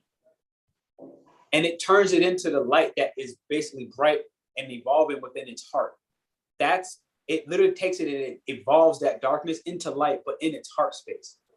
So then ultimately what this comes out to be is, for me to use the same example as my Leo Jupiter, same as yours, I had to, in the teaching space, for me is specific. So for you is relationships, for me is teaching. I had to no longer have my self-esteem determinant on how many people showed up in the classroom, or if the people in the classroom engaged or not. I had to just go out there and do what I knew I'm built to do. So one thing that this is like a weird little thing. When I was younger, ever since I was a kid, everybody has their skill sets, you know, their things that they're good at, their advantages. I was born with mine, and I'm not gonna, it sounds smug to say it, but I've had people tell me, oh, you're so this, you're so that. So I know what it's like to be complimented. And It's not really something, I mean, it's great. It doesn't piss me off. Like soaking. But it's also not really like what I seek, I guess is the best way to put it. Like you said, praise, and I'm not saying that compliments, I know they're two different things. With me, I guess the praise that I kind of seek, like you and I having a conversation, in my mind, I feel like me saying I respect you is a waste of time. But the way that I speak to you, I think conveys respect. So to me, that's the same way. I kind of like, I expect praise to be conveyed and not just said. So if I made you, for example, one thing I really like is fried chicken, but with Dorito crumbs instead of breadcrumbs. It's really good. If somebody came back to me and said, hey, I tried that recipe and it was amazing and everybody at Thanksgiving loved it, that's going to help me. Like, I'm going to think about that before I go to sleep. Like, that's really going to make me feel good. But if somebody just kind of says like, hey, that was really good, can you make it again? I'm like, no, I'm not doing that for you. Like, you know what I mean? Like I don't know, but because it's charitable. Huh? Because Leo is charitable. It does it because it wanted to out of a good place in its heart. But when it's told to do something, it's no longer charitable, right? It's now an obligation. And Leo is royalty. So it doesn't operate from that. It's like, no, you appreciate what I give when I give it. So what I was going to say is like you being in a room and needing to speak to people and that sort of thing. I understand, like I used to stream, I told you I used to stream on Twitch, and I know what it's like to be talking to a dead room, but you still have to be speaking to the room. Somebody comes into the room, I get that as well, but I also want my words to have meanings. You know, I want what I'm doing to actually have effect. Me sitting in that room talking to myself, I could have said some of my best material to nobody. So that's kind of like my thing, I guess, when it comes to like that praise is, I don't need a million people, but I do want to feel like if I'm doing something from it, someone will benefit from it. I think maybe I should want me to benefit from it a little more. But this is what I wanted to ask you before, actually. So like I was saying, I guess what I'm saying is that, like I said, I have these tools and I kind of know my skills and stuff like that, but how does doing the things that I know that I'm good at translates to, and I'm not even particularly looking for this form of respect. I feel like when I come into people's lives, they perceive me a certain type of way, and I'm good at putting on first impressions. And then when I show them realistic parts of my personality, it shocks them in a way where it's like, I wasn't allowed to be flawed because they had, you know, imprinted this superior, you know, vision, and then I disrupted that vision, and now they're pissed off because I wasn't what they perceived me to be in the beginning. You know what I mean? Absolutely. I know I'm kind of rambling, but I'm pretty sure that you're not. You're not. And you said the key already. The key is Leo is the truest and the most authentic in the whole zodiac. It's literally the truest and the most authentic, because Aries would be a part of that authenticity because it's 0 to 2 years old in human years. So it's like there's nothing more authentic than a baby, but the baby still has time before it like really grows into its character. You know what I'm saying? Like it didn't grow into like the heights of its character yet. So Leo is already at the age and the point where it's just the truest and the most authentic within its identity already. So you heard how you said, when you do show people your real character, then they switch up. That's the part. There shouldn't be a win. It has to be on. You're either your true character or you're not. So if people don't fuck with you up front with your real character, your most unique expression, this is a blessing. Because you have an Aquarius rising that we didn't talk about very much today. And Aquarius rising is all about I am. The rising sign in astrology is I am.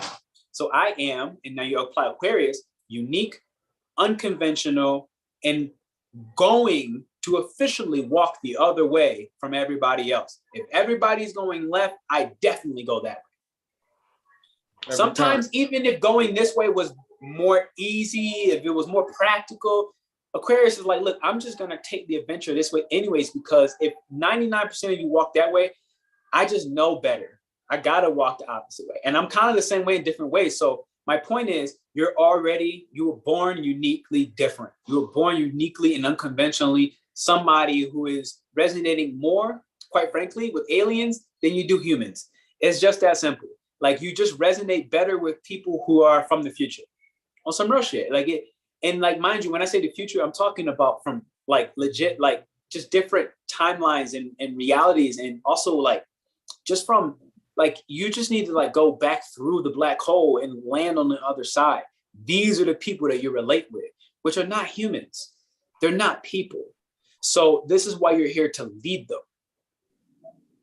So the whole purpose of what you said is, there should never really be a point of when I show my true self. You have to love the fact that you just ain't like them, anybody else. Well, I think in the sense of showing my true self, it's like, like if you sit down to eat and maybe you don't, use the right fork for the salad, you know what I mean? It's not like I think everybody subconsciously shows the world who they want to be rather than who they are. But at the same time, I think I do make a huge effort to be authentic. And I think that's really kind of like where it comes in is, that, there is that effort to not, to like you said, there shouldn't be a disconnect between me being myself and me being. So I think like, like to a certain extent, like, like you're going to be on guard with people when you meet new people and stuff like that. If you were to meet the president right now, you might have a bit of stiffness in your chest and whatnot. You know what I mean? So as I'm kind of like, I guess mentally not really letting people down easy, but just mentally kind of like, all right, well, I can loosen up, I can be myself. And then I kind of see people, again, it's not always like in the direct form of like rejection either. Sometimes it's like we were saying before, like people making observations and needing to put their opinion in there, right? So Aquarius rising, for example, one of the things would be like if a kid were to wear his book bag backwards on the front of his chest, right? And I never did this, but that's something where I could see myself doing that and then walking down the street and having 1,000,001 people saying, well, you should wear your book bag on the back. That's what it's made for. And they're right, but it's also like but what makes you think they're right in that instance? Because actually they're wrong. It was made to be worn that way, I guess, versus like, well, you don't have to do it that way. Well, think about it. Aquarius is all about progression. Okay, so when your backpack is heavy, the backpack was made to be that way, but Aquarius is not from here. So Aquarius understands that this is bad for your posture. And your posture is actually a lot more in alignment when you put it on the front of your belly, which here in Mexico, they do. I just saw this driving by yesterday, and I do this when I'm walking. So mind you, like the last 4 or 5 years, I've been living in 14 different countries or so. When I'm walking long distances and I have heavy bags, guess what? That backpack goes on the front of my body eventually because my posture goes out of alignment when I put it on my back. This is progressive thinking. This is Aquarian thinking, which is why you can never, ever again from this day forward for the rest of your fucking life, you can never have the moment in time to think about what would other people think. You just have to put the backpack on the front and never question it. Well, and when they question it, you can, you know what I'm saying? Because you're the leader. You're the leader. You can't ever think about what the follower is doing, ever. That's kind of like what I think a lot of like brings a lot of my anxiety is that, everybody, I kind of feel like my personality has people looking at me. So if people are always looking at you, what are you doing? You're always looking at them. You know what I mean? Every time I turn around, you see people looking at you. So you're looking back at them. And it kind of creates this thing where it becomes difficult to not think about the way that you appear. If in a room, you've always got a lot of attention on you. It's difficult to not see the way that you're presenting yourself. And this brings me a lot of anxiety, where I do kind of have this need to kind of like, a part of it is just straight up contrarianism, where I do go against the grain, but I do have this need to kind of just not fulfill your expectations. But at the same time, you know that the second that you don't fulfill everybody else's expectations, everybody's going to turn around and stare at you. And you kind of don't always want to be that person with everybody staring at you. All right, I'm going in reverse right now. Okay. This is a local, this is our local Mexican brew house. Right now, what I'm doing is I'm deprogramming. Okay. She'll explain this as I use the bathroom in 1 second. I'm going in reverse. I'm actually deprogramming that entire train of thought. And before I go, I say this, before I give it to her, because I can feel it. She's itching. She's like, I have something that's for him. I know it. I feel it in my bone. And Aquarius is one of the most, out of the top three, I think personally, it's one of the most observant signs. Very observant. But you have this in your rising sign. So I am observant. So the first thing I want to really say is, I want you to try something, and it's a challenge. I want you to try to never say for the next 6 days, you. I want you to just speak from the place of I. Because right now, what you're doing is you're projecting the Aquarian rising image of you yourself is always watching yourself. Right now, you have a special ability, and they call it remote viewing. So right now, you have a version of your eyes on the back of that wall, watching your posture and how you react to how we're reacting to you. And it becomes this feedback loop effect where that ping pongs about 80 million different scenarios, but none of them are actual reality. They're just you playing out different scenarios, like the tree of life that has an endless and infinite amount of branches of possibilities, because Aquarius is from the future. So it's playing all that out at an intellectual rate that other humans can't comprehend. I'm able to understand what's happening, one, because I do this for a living as an astrologer. She can because she has 3 Aquarius placements, so she knows exactly what I'm talking about. But not everybody can. So I wanted to start there. And if you take out the thing of you, you're going to better be able to recognize what I am thinking as you, as yourself. What am I thinking? What am I feeling? What am I doing? What am I ... But the you comes out in a way where your focus is, and your mental capacity is being drowned by essentially the opinions of people you're supposed to lead. And that's not going to work as a leader, because you're going to constantly feedback loop each other. And you're gonna basically start taking on their work, because Aquarius is a sign of worries, and on the downside, on the lower vibrations, worries, anxieties. It's a self-defeatist, okay? Because it runs so many scenarios through its mind sometimes, where if it tries to be a human, which is not, it's gonna get very fucking confused. You're gonna fry the circuit of this advanced technology that it operates from. It doesn't work here on human plane. So if you keep trying to think and be exactly like humans, rather than distribute the information by just being the unique version of yourself, you have to let them just watch and clear your mental space on all the other stuff, because you're never going to be able to express your version, your level of creativity. You're not going to get it. You're never going to experience it, because you're going to be too focused on humanity, which Aquarius is the humanitarian. So it feels part of a duty and obligation to do so. But the thing is, it has to do so by just being and adapting to itself. And here she goes.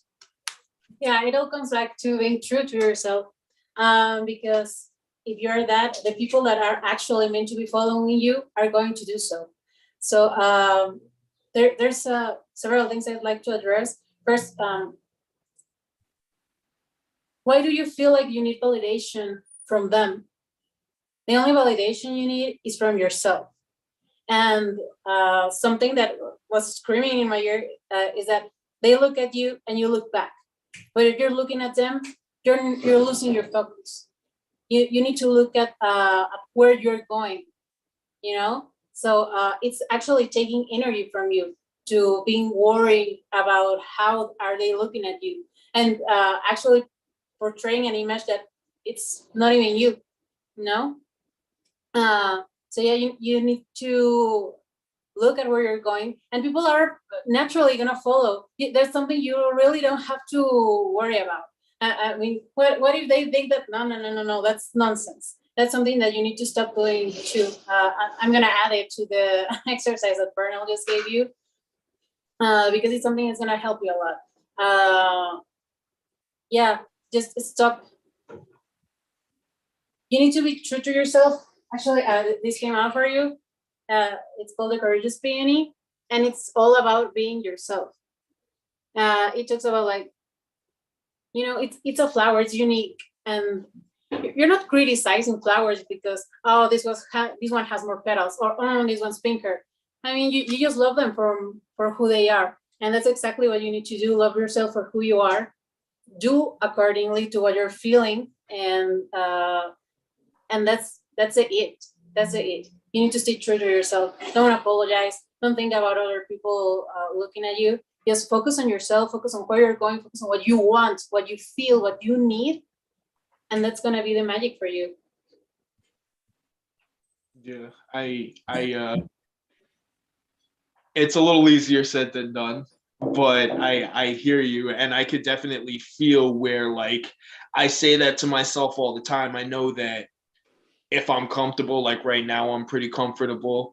I can pretty articulately speak about things. But if I was like on a job interview, or like, you know, in high school, if there was like a really pretty girl or something like that, me thinking about things takes away my mental capacity. And then I can't speak the way that I would with you here. So I see that. So, you know, I say to myself things like, well, what can I do? And in the moment, I'm telling myself, no, turn your brain off, don't think about these things. But I can't do it. I can't turn my brain off. I remember being at my prom in a white tuxedo, which I still think is one of the best looks I ever had, and taking a picture, and the girl next to me literally telling me, "You're shaking," because I couldn't take myself out of that moment. And all I wanted to do was just smile and take that picture, but I couldn't do that. And that's kind of the way my mind is. Like I said, the anxiety comes from my subconscious mind, I think. And I think that version of me is a little smarter than who I am. So it's like, it's kind of like, it overrides a lot of my, like, a lot of times I do feel like a lot of my inner thoughts kind of like push their way into my head sometimes when I wouldn't want them to. I don't know. I don't know. I think that's normal also, but, you know, I think that's the way anxiety works for a lot of people. So how would I do that? Yeah, I understand. And yes, it's a process. That's something that you have to understand. It's not like, okay, I've decided I'm going to let myself feel. I'm going to stop worrying about what others say. Done. Because that's not how it works. I mean, I would love it to be that way. But you have to start recognizing also the smaller steps. I mean, this one right here is huge. And you just, you said it earlier, that you were catching yourself apologizing for things. That's a huge start. So that's something that you need to praise yourself for, because you're already on the way. About the emotions, I mean, we could work, like, energetically speaking, to remove some of the blockages. I'm still coming back to this card of the healing the wound, the first wound. I don't know, something's only like 6 years old is when it started all. So you need to heal the stuff from the past, forgive yourself, forgive the actual experience, and like that's a starting point. Because if you don't have that worked out, it's most likely that the work you do right now isn't gonna be as well received by your body.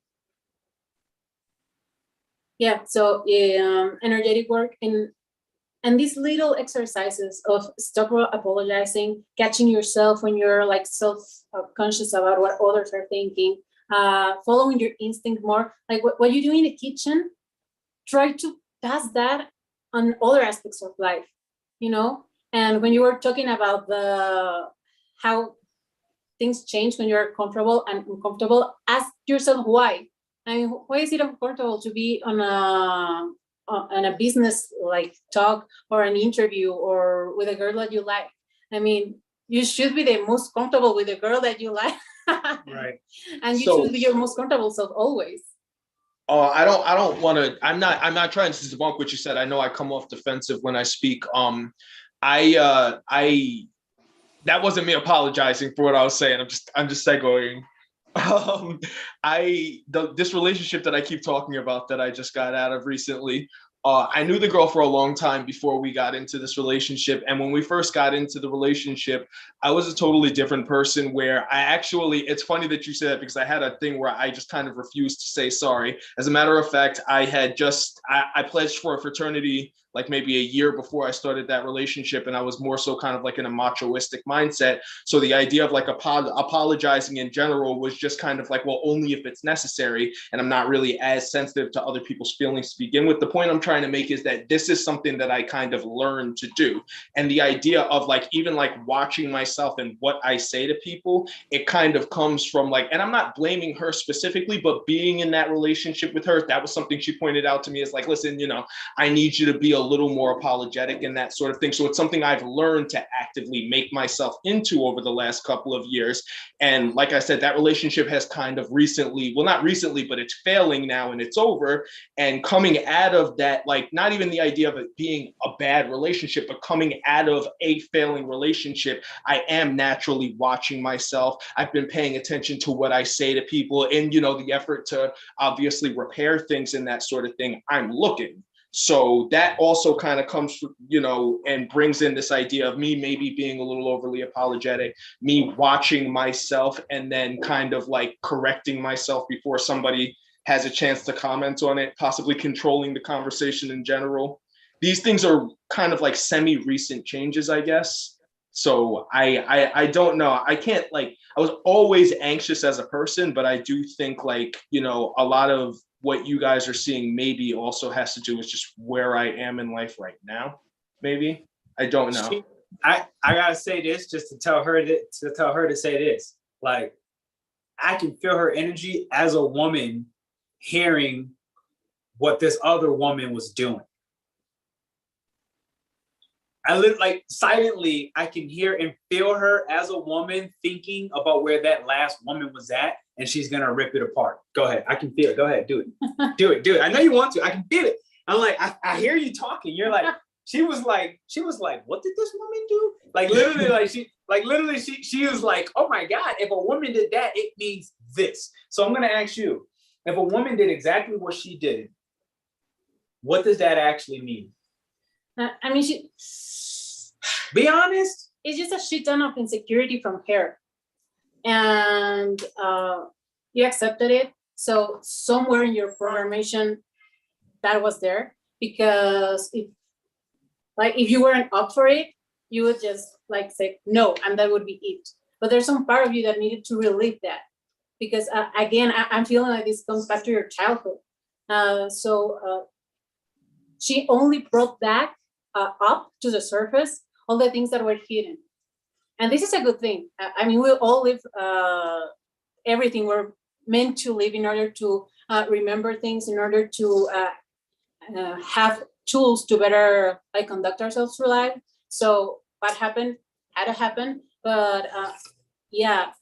I think she was kind of like the catalyst for what I was telling you guys before about getting hard nudges from the universe. A lot of that all started happening around the same time that we started seeing each other. And it's not her fault or anything like that, but more so I think you were saying, everything happens for a reason. This is what I meant by a curriculum. Like you said, this brought up old things that I had dealt with before, you know what I mean? But all of this stuff kind of started to come up around the same time, and I don't know quite the way that Saturn returns work and all of that, but a lot of that was kind of around my 27th year. I'm 31 now. So I think I may have just finished that. I don't know how that works, but I realized that was kind of what I just came out of now, and kind of what I'm dealing with. That was the most difficult and debilitating part of my life. Even though there are things in the past where it was a much more powerless situation, or it was a much more kind of damaging situation, I think as a whole, with everything that was going on, that was what I was coming out of. And when I speak about her, I think she can be manipulative, but I don't think she was ever purposefully, trying to change me or trying to anything. I think we were both two people trying to, benefit from each other, and, maybe we just weren't really too conscious. Like if either of us had been in a more healthy mindset, we could have probably helped the other person a little more. Yeah. Yeah. I want to refresh myself real quick. Saturn in Aquarius, no. Saturn in Capricorn, 12th house.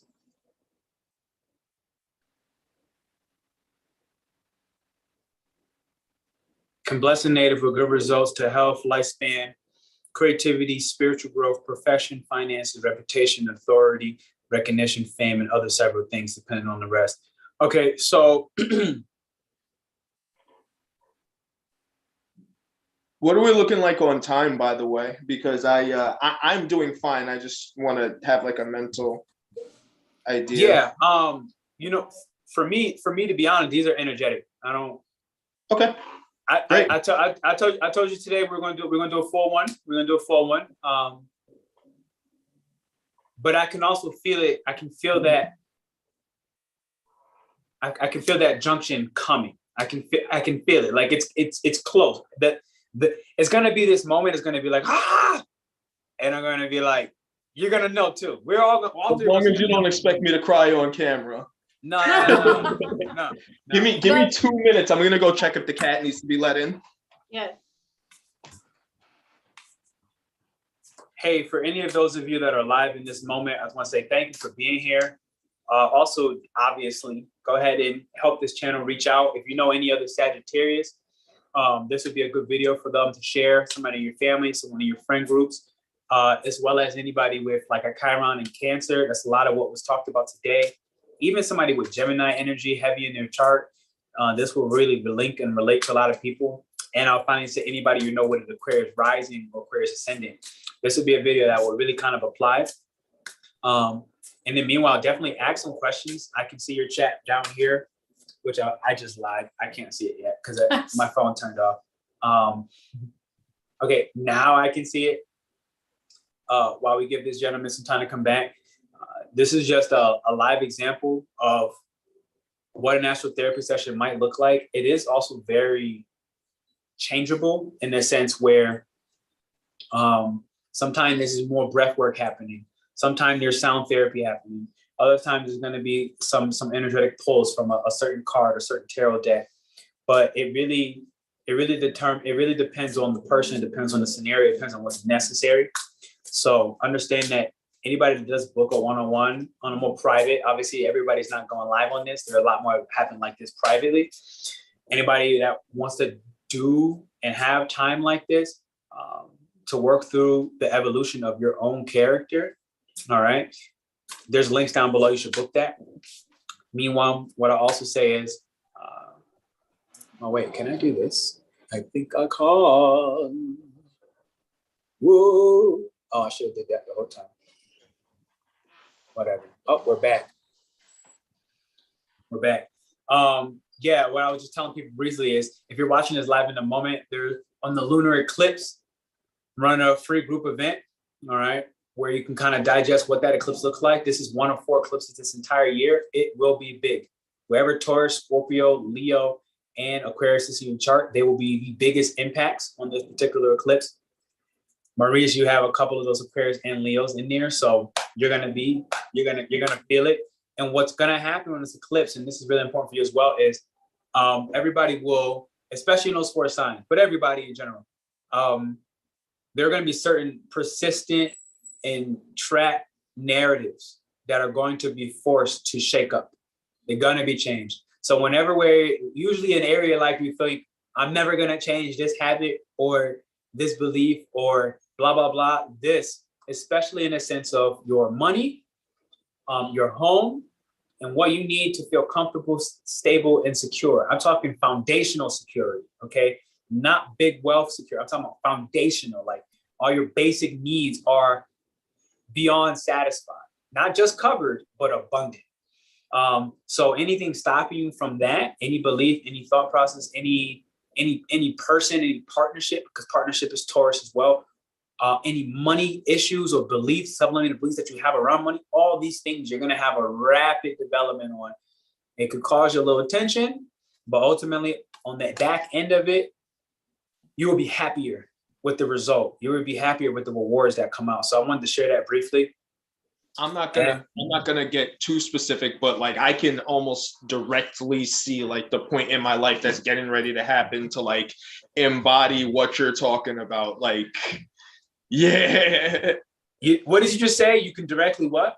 I can directly see it. This card, the unicorn represents the third eye. It represents the sixth chakra. Obviously because of the magical part coming. This is the eye of the unicorn, the third eye. And it's where its intuition sits. I don't know, actually, it's not where its intuition sits. That's a lie, but that's a longer story that's not worth explaining in the moment. But you see the moon. This is going back to your Leo moon, okay? Recognizing what did your partnerships teach you, because you have it in the 7th house. And I want to take that back. It's not what your partnerships taught you. It's the experience that your partnership has reminded you of. So it's more about what has the experience shown you. So I want to ask you that question just to start off. What did the experience with your last relationship show? Way too much to even say, but I guess it brought way more self-awareness than I was ever comfortable with. There was just a certain degree of me where I'm a Sagittarius, I have this Aquarius rising, I just act in the moment. I'm not really like I said, I'm anxious, but that was much more magnified when I had somebody consistently telling me what it looked like when I did certain things or how that came off. And I think to a certain extent, we all need to be told about ourselves. But this person was very critical and very vocal, even to the point where like you could kind of tell them like, hey, listen, I don't really want to know that. I don't really need to hear that. But they had like almost like a compulsive need to tell you. So what's the experience? And I'm gonna type this last one on your. I've been doing a chat in your WhatsApp. I'm doing like what are the points we're bringing back? And number 4 was blank. This is gonna be number 4. No more blame game. No more blame game. Yeah. For you to get to the next stage on some real, it's going to be no more blame. And you know, blame is very difficult to recognize when we're blaming someone else. This was the fucking nail in the coffin for me. It hurt me so much when I recognized how much I blamed my ex for my lack of expression. Like for me, basically not fully embracing my more spiritual path. Okay, basically the stuff I'm doing now. I wasn't embracing it, and I was looking to her to help me with certain systems, to help me with certain forms of evolution, and I was putting the control outside of myself. And that until I stopped doing that, I kept having that same karmic relationship. And I had it with multiple people. There was one that was like way more like God's final, like, this will be the one. Kind of like Gandalf, you shall not pass kind of thing. And I didn't get to pass. It was a very long, it was very intense for me because I only seen her in real life for maybe 4 months of my whole life. But there was like a 2.5 to 3 year relationship. 3 months physical contact. 3 years of it just continuing. And one of the bigger ones that was really hard for me was the blame. I was blaming. And that's why I asked again to share, what was your experience helping you remember? Because your experience literally had nothing to do with her. You just manifested her because she was going to be the nail in the coffin of your Saturn return. And right now you have in the sky, Aquarius is in Saturn. But your Aquarius specifically is in Capricorn. So Capricorn and Saturn, they both share, Capricorn and Aquarius, they both share the planet Saturn. And Saturn is like rules, obligations, and duties, but it's also your rewards. It's your karmic blessings getting poured out for when you meet your lesson. So for you, your lesson is with a Capricorn in 12th house, is basically to sacrifice your self-image. Sacrifice caring what you look like to other people. That is your karmic final lesson of Saturn to officially get out of it. Because you're 31, which means that, you know, in another 6 months from now, I can promise you this, it will be another 6 months. I'm just gonna let you know that now. Another 6 months from now, when this lunar eclipse hits, it will all officially come to pass. You will literally be done. But it ain't there yet. You're still in the pinnacle of that return being completed. Because now the people that needed to be there, that you had to manifest, you manifested her and everyone else. The people you manifested, they played their purpose, they played their role. And what she was ultimately trying to do, Capricorn is a sign that really cares about its image. It really, really gives a fuck about how other people see it. But when you put it in 12th house, the house of endings, karmic endings. So it now says in sacrifice, in surrender. So it says when you sacrifice caring so much about your own personal worth based off of how other people see you, which 10th house is your Sag 10th house. You have a Venus in the 10th house. So a lot of you and how you're going to evolve and expand this final boundary until more presented later. That was the moment right there. That was the moment. I told you it was fucking coming. That was the moment right there. I was like, it's coming, baby. It's coming, baby. That's the one.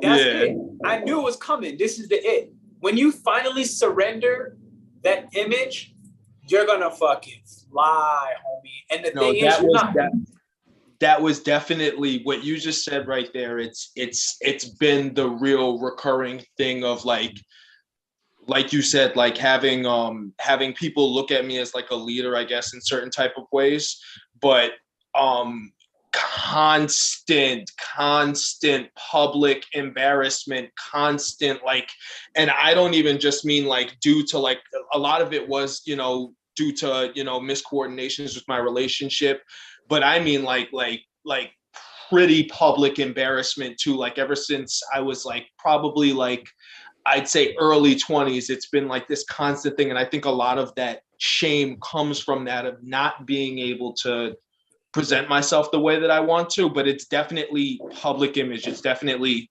public image. Yeah. Think about how we got on the call in the first place. There was something you said that let me know that led us to this live. And if you mind me sharing, I will. And it did have something to do with the X. You remember what you first said before we got on the call?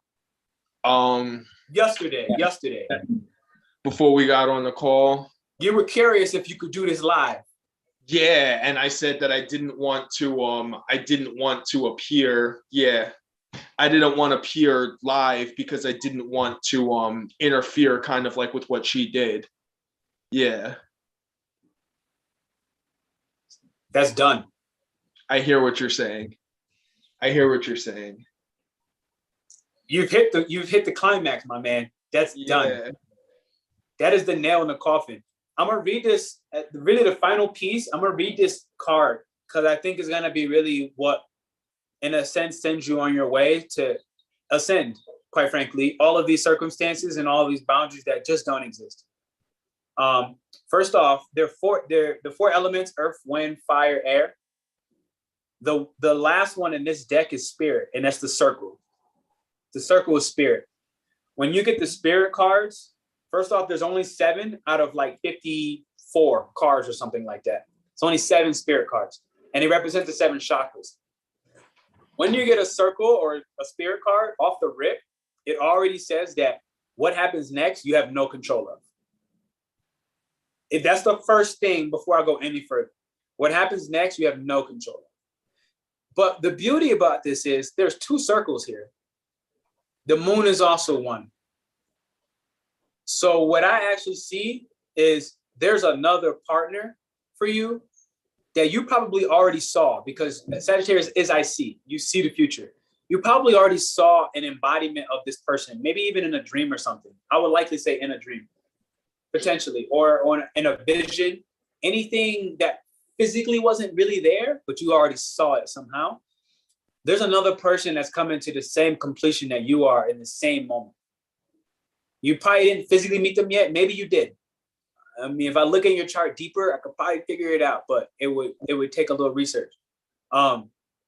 Somebody has also come to this completion. And when I say completion, I mean this realization that they have to surrender to this next step, and you two are gonna meet. I honestly believe you're gonna meet sooner than you think. So I start there with, it all is surrender. First off, this is your karmic duty on Saturn finally being at the end of your return. You're 31 years old, 6 more months. I shit you not. You're not going to recognize yourself. You won't. But what you will do is you will fully embrace what your public image looks like. And you're no longer going to be afraid or careful even, because Sagittarius doesn't give a fuck, homie. Like, first off, like, Sag doesn't give a fuck. So you heard her speaking about like that last person's insecurities about how much they gave a fuck. Your emotional intelligence, it's about understanding your auric field of emotional energy and hers or mine's or her or anybody's, his, whatever. And being able to determine like, oh no, that's your projection. Because you saw it from the beginning. When you really think about it for just one moment, you already saw it and you instinctually knew that this person was going to hold you back. You knew it. And they had to position themselves in a place of power where that power was by having power over somebody powerful. You were the powerful one. So the way she gained her power was to have power over your image, which she already knew what it was going to be, but she tried to clamp you as long as she could until it didn't happen. And she probably was the one that made it look like she left. But in reality, her time was up. She can't stay on the ship to where you're going next. And she knew that, and it had her want to do this in a way where she didn't have to physically be in the picture, but still have some sense of control of your image. So that shit's done.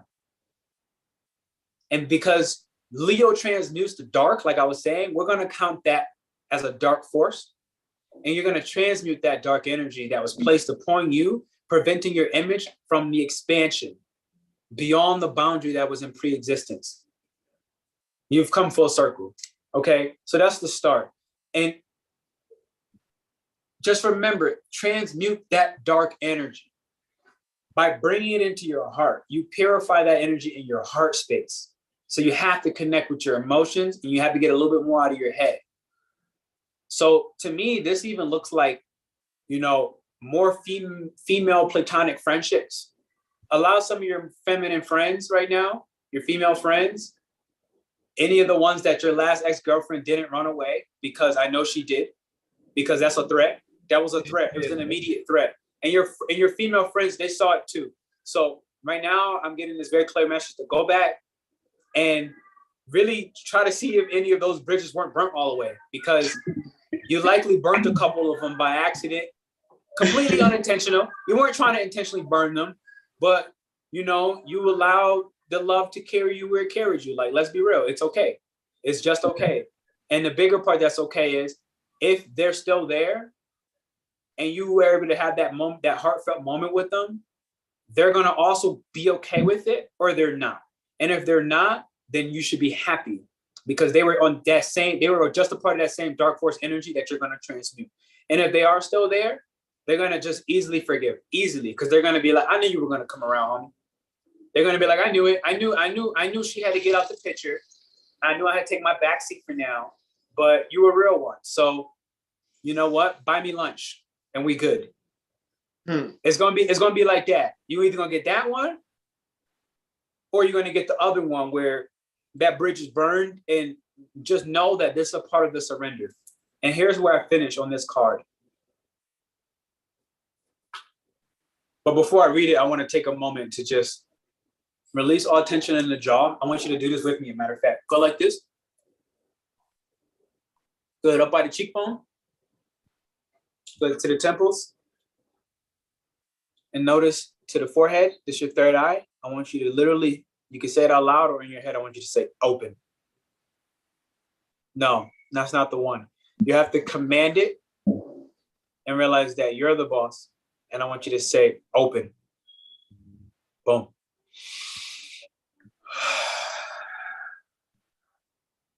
As all the tension in your teeth release, I want you to soften your breath and quiet your breath. Not even you should hear yourself breathe in this moment.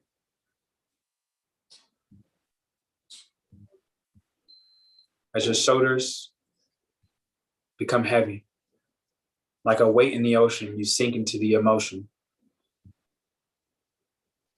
I want you to breathe your next breath from the belly as it expands up into your heart.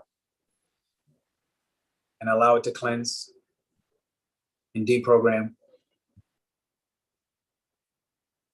As you inhale once more, here's the new program that moves up to your mind as the tension in your thoughts dissipate.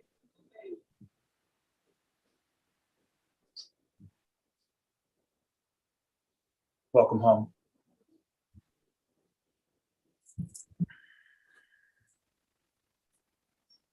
All right, here we go. This is about reconnecting to higher wisdom, which is Sagittarius, by the way, higher wisdom, or divinity, which is also the beginning of the beginning of divinity is Sagittarius. People will see you as a divine character. I knew it immediately when I saw Sag 10th house twice. There's no way around it. It just is what it is. As you get involved with that 6 to 7 year old stuff that she was talking about, that's the lock. Whatever that was, you got to address that. And when you do, and you don't even have to really focus on it, if I'm being honest, the experience will just come to you. You just don't look for it. Don't look for it. Don't think. Don't think. All right. Because thinking is already separate from divinity. As a human, none of us can understand divinity, period. Doesn't matter. All right. It's difficult to see, hear, or think of a unicorn without immediately questioning if it's real. Did they ever exist? Perhaps long, long ago. The mind answers, maybe, or it could be, or no way. The very contemplation explains our relationship with divinity and encapsulates our wavering belief in the unicorn. We wonder what divinity is. We wonder, where does our intuition come from? And if it can really be trusted. We think about a higher power, and our mind hesitates between yes, no, and maybe. Is it male? Is it female? Does it have a name? Is it just a feeling? The unicorn card appears and wakes us up to curiosity.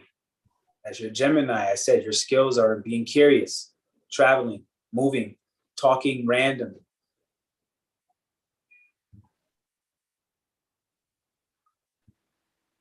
The unicorn card appears and wakes us up to curiosity about the higher self, that Sagittarius, Gemini transcending to its elder brother. The curiosity about the higher self and the divine. It is a card questioning, exploring, and contemplating the inexplicable. Can't be explained. The mind's eye knows that there's something beyond our day-to-day lives. Day-to-day, that's your Cancer, it's the moon, 6th house for you, day-to-day. Your mind can't top the intuition of Cancer. It just can't.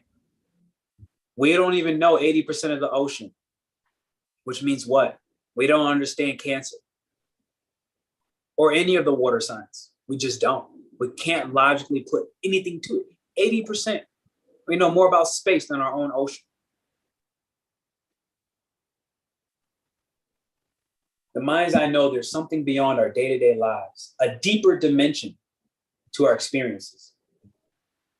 The mind's eye reaches and reaches and reaches out to grasp something more. You are the unicorn. And you have begun your quest for the answers. Notice that around this divinity, there's just curiosity. As you engage your skill as a Gemini and Mars, which is just a 7-year-old kid of curiosity, it does not need answers. It just needs the exploration. That's all. And like I said in the beginning of the call, you just randomly are going to collect these facts that have no meaning. And then one day, it'll be like, Eureka! But it's not looking. That's the whole thing. It's just exploring. It's just being curious. It picks up the fucking card and it drops the card. It doesn't ask, why is the card black? It doesn't ask, is the unicorn real? The final message on the unicorn for the 6th chakra is, it's no surprise the subtle essence of the unicorn card resides at third eye. The exact place from which the unicorn's horn extends. This center is called the ajna, which is the 6th chakra, or the command center, which already means you're not making commands from logic, making commands off of how you feel, which is why you can no longer cut off how you feel, because then you're going to cut off your command center. The ancient yogis believed it is responsible for our intellect, intuition, and deepest wisdom. Some say our 2 eyes see the past and present, while the 3rd eye peers into the future. You're the unicorn, dude. I told you, you're already in the future. You can never again listen, act, or command yourself off the opinion of sheep. You ain't from here, homie. So stop acting like a human. Yeah. I can't believe how recurrent these messages can be sometimes. That's all. That's the whole point. You're not supposed to try to have to believe it. Yeah. As long as you try, as long as you think you have to try, you can't reach the divinity that you're promised. In all sincerity, like, your path is going this way, with or without you.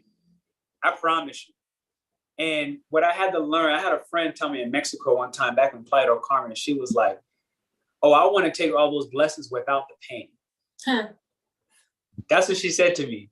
And it stuck. She was like, oh no, I don't need, she's like, oh yeah, I want that, but without the pain. And I almost used to think like, no, it has to come with the pain. It has to come with the hard trial. It has to come. Fuck no, I'm fully on board with her now. I want all that shit without the trauma. Fuck the trauma part. Like, let that part go. Yeah. Like, I used to think that it had to come together. It's just not true. The only trauma, the only pain comes when we try to continue this attachment to the physical world. Especially when you know and recognize what we just said, that I just told you you're not a human, and I mean it. You're just not.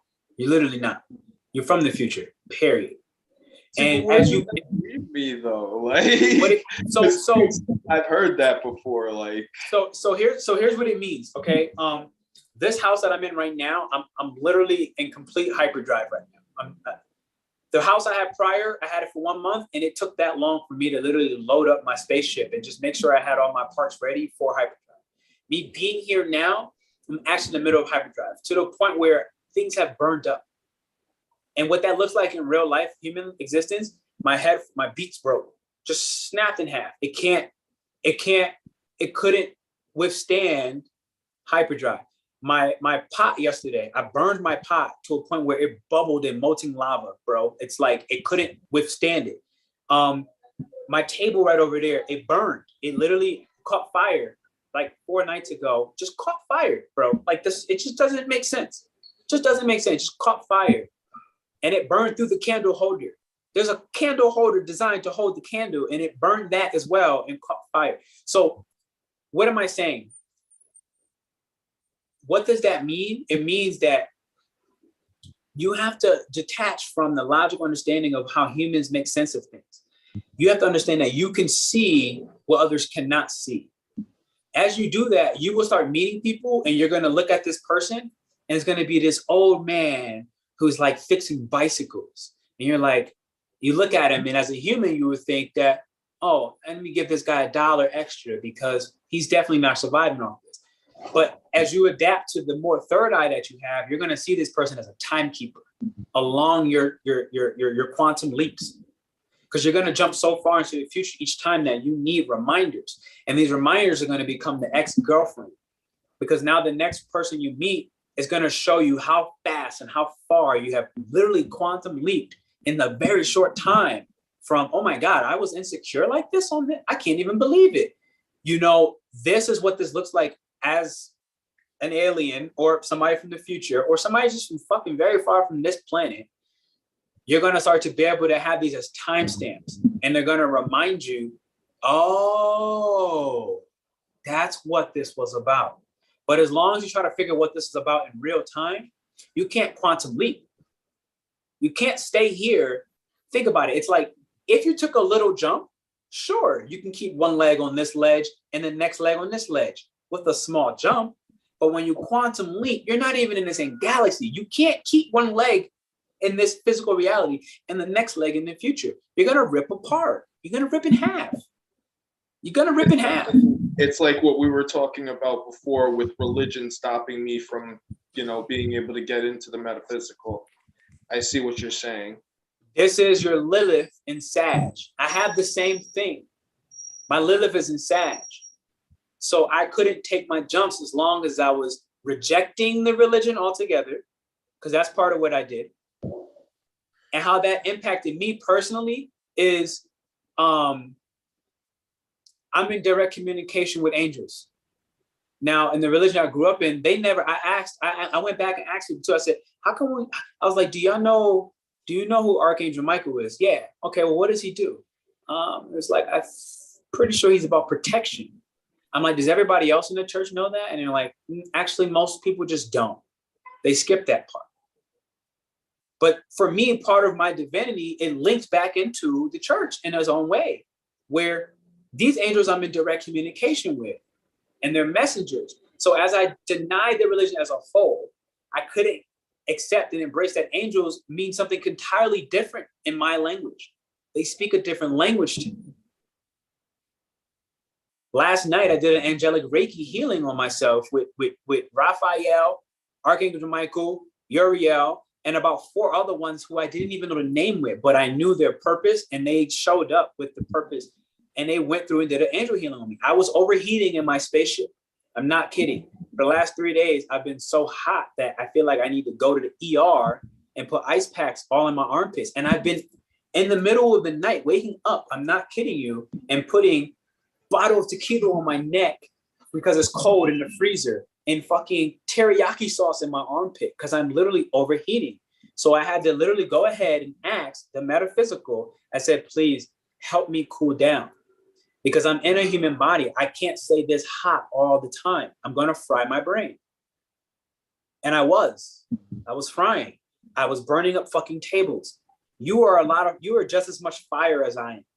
I actually have that same exact, like what you said. I didn't put tequila, but like that, like when I sleep at night, I actually had to, when we were in a relationship, I had to start sleeping on my own because I sweat like profusely at night. Like I wake up like I sweat profusely at night, and I think a lot of a lot of times I get weird kind of messages, but I think that it gets difficult because not because I can't hear things, or I think that like I'm sensitive and I hear everything, and it's hard for me to like pinpoint on things. Like sometimes I get like the weirdest suggestions just kind of like fly into my head, and like I said before, they'll be so relevant. It'll be something like I didn't stop and I didn't think about it or anything. Like if you just started talking about The Rock, and something this morning will have made me just start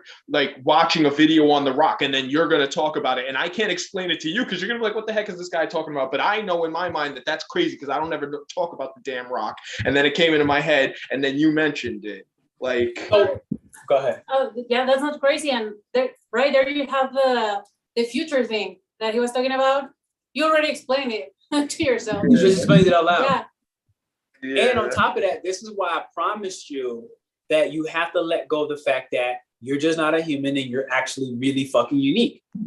Because if you keep refraining from saying these things, you would never meet me or her who know very clearly that you're not fucking crazy, bro. yeah. You're just not. What? Because everything you just said, this happens to her every day. Everything you just said, it happens to me every day. It's not this foreign concept, but you can't energetically align and have these conversations with us as long as you hold on to the metaphysical being what you were taught it was. You're going to deny your best gift. Literally who you are. Literally what you are. It's not even who, it's what you are. It's how you operate. So as long as you try to like maintain that fixed nature on what you were raised to know, or what your teachers denied, or what your relationships reflected, as long as you try to attach to it rather than more than you attach to the authenticity of everything unique about yourself, you're going to basically push me and her and people like us. You're going to push them away. You're going to repel them. They're not going to come into your life. So you're going to keep talking to people who just don't understand. And they can't. They're not supposed to. They're only there to remind you that you're supposed to. Like, So I have to take the lead, is what you're saying. You don't even have a choice. Yeah. Like if I'm being real, I'm being honest, you don't have a choice. You're gonna be pushed off the ledge. And you're gonna I think I was pushed like maybe like it's been, oh man, it's been a really hard, like, okay, 2020 happened and that hit everybody. So you know, a lot of people had kids in 2020.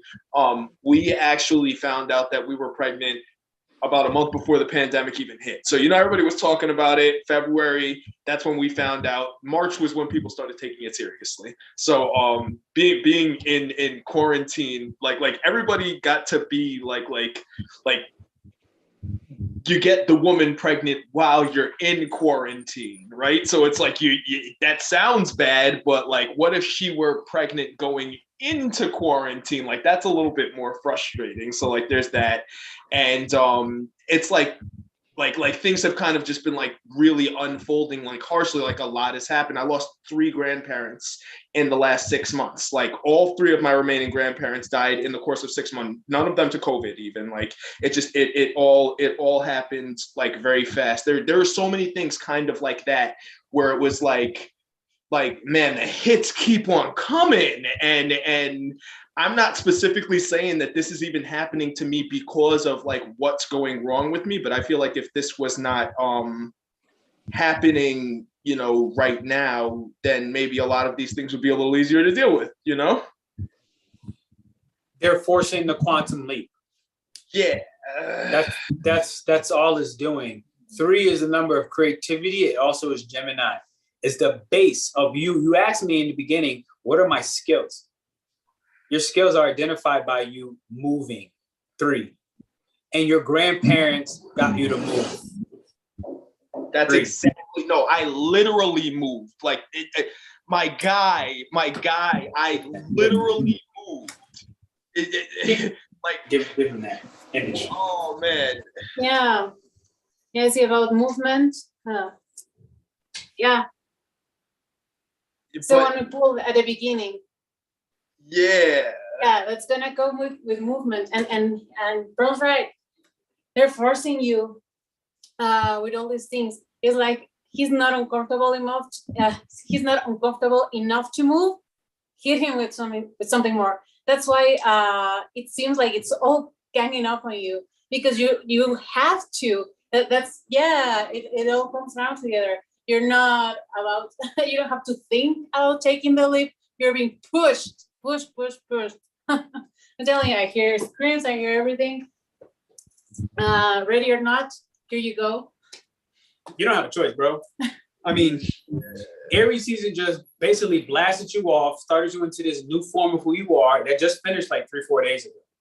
Right now, Taurus season and this eclipse, all it's helping you do is to actually feel worthy of this new person that you are already ascending to become.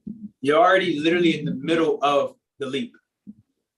So you let this last anchor go and surrender to what other people think about you. That's the it. If you let that last anchor go, your life is gonna blossom. I know for a fact you're right. I know like for and I always kind of felt like maybe it's like a spring thing where like the weather gets warm, you get to change the way that you dress and everything like that. But I've always felt like Taurus season was like the best time of the year for me. Like it's when I think I am able to operate kind of like at the top of my abilities and whatnot.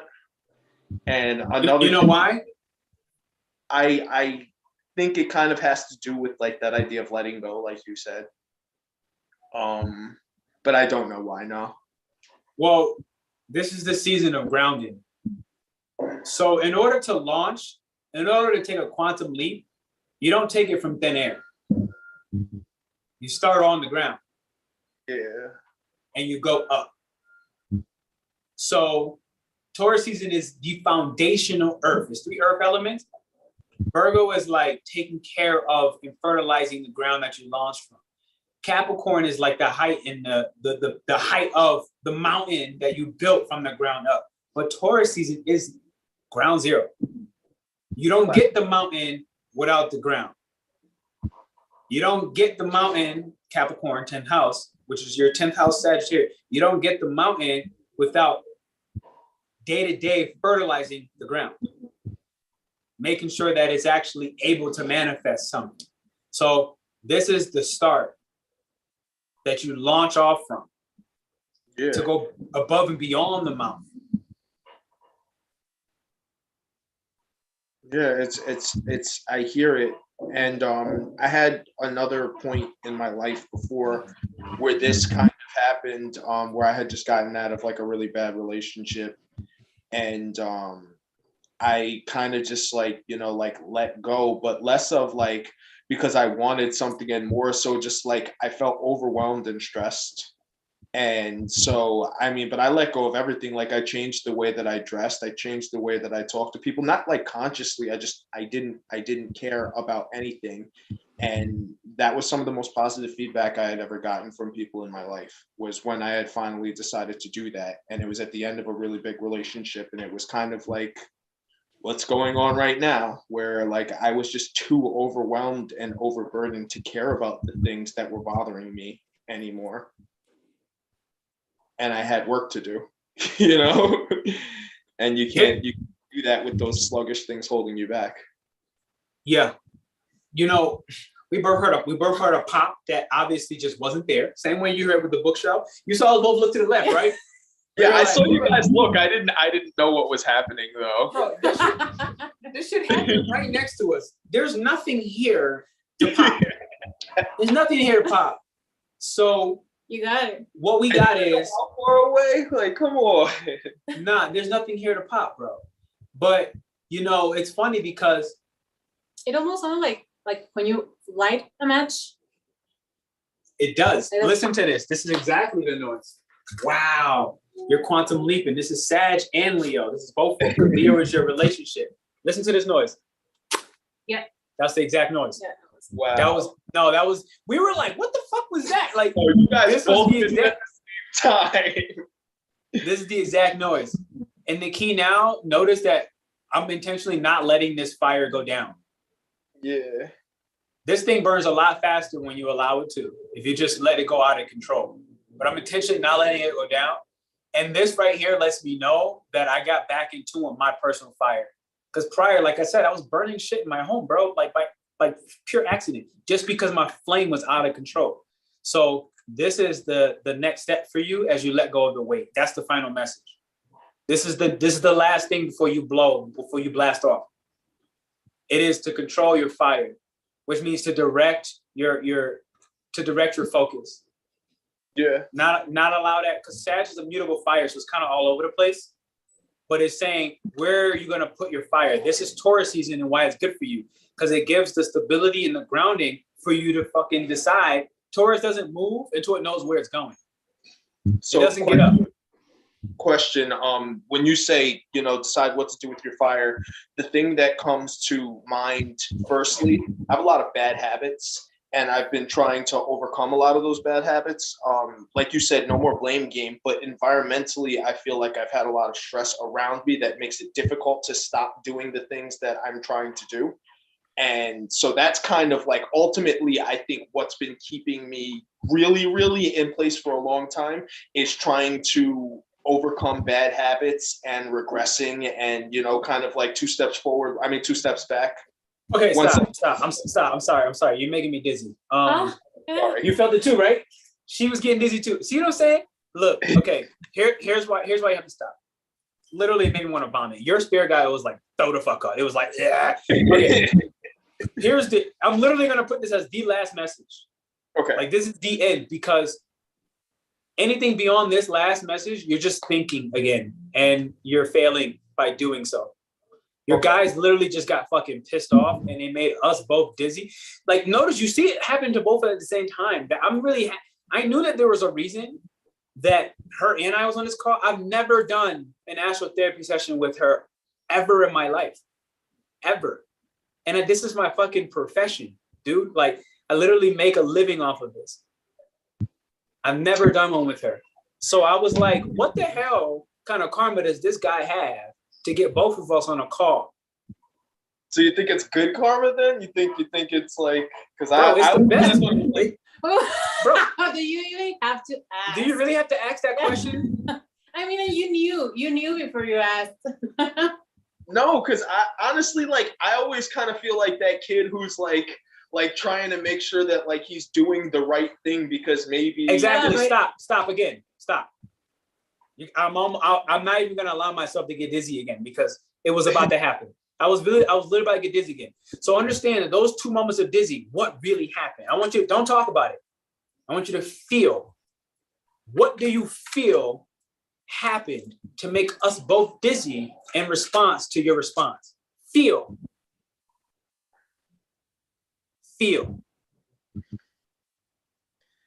I mean, it feels like a. No. I feel no like. Don't no like. I like feel what? Like a clamp. Like a book being shut on me. So they said, shut up on the story. You have to write a new book. Yeah. It's not a new chapter. It's a new book. Look. If this is one book, oh fuck. Literally. Wow. That's crazy. I didn't even know that was in there. I opened right to it too. This is time to write a new book. This book, you do not throw it away. You integrate this part of your ego. That's the harder part. You don't throw it away. It's not trash. It's a collector's item. But you don't really open it. You just keep it around for memoir to integrate your ego. Like, this book, I have not read this book since I've been in this house, and it's been a month, but it still stays there. I read this book a lot more. This is the simplicity of it. And the first time I got dizzy, your guys were literally saying, they were pissed, first off. They were like this. I'm gonna shit you not, this is exactly what they said. I am a god. and then they're listening to you basically. Well, I mean, for me, it was like, he already had it. What happened? What happened? You see what I'm saying? You thought yourself back out of it. This is the thing. They were literally like, that's why they got so pissed. Because you literally have already adapted to the understanding that you are a God. Let's not sugarcoat. God, G-O-D. Something, what's the first amendment that you said? I don't even know what it was called. The first law you said about you could never be above God. Yeah. What is it? It's the thou shalt never have other gods. Thou shalt have no other gods. Woo. Tell him what that means. Tell him what that means. Oh, it's a fire.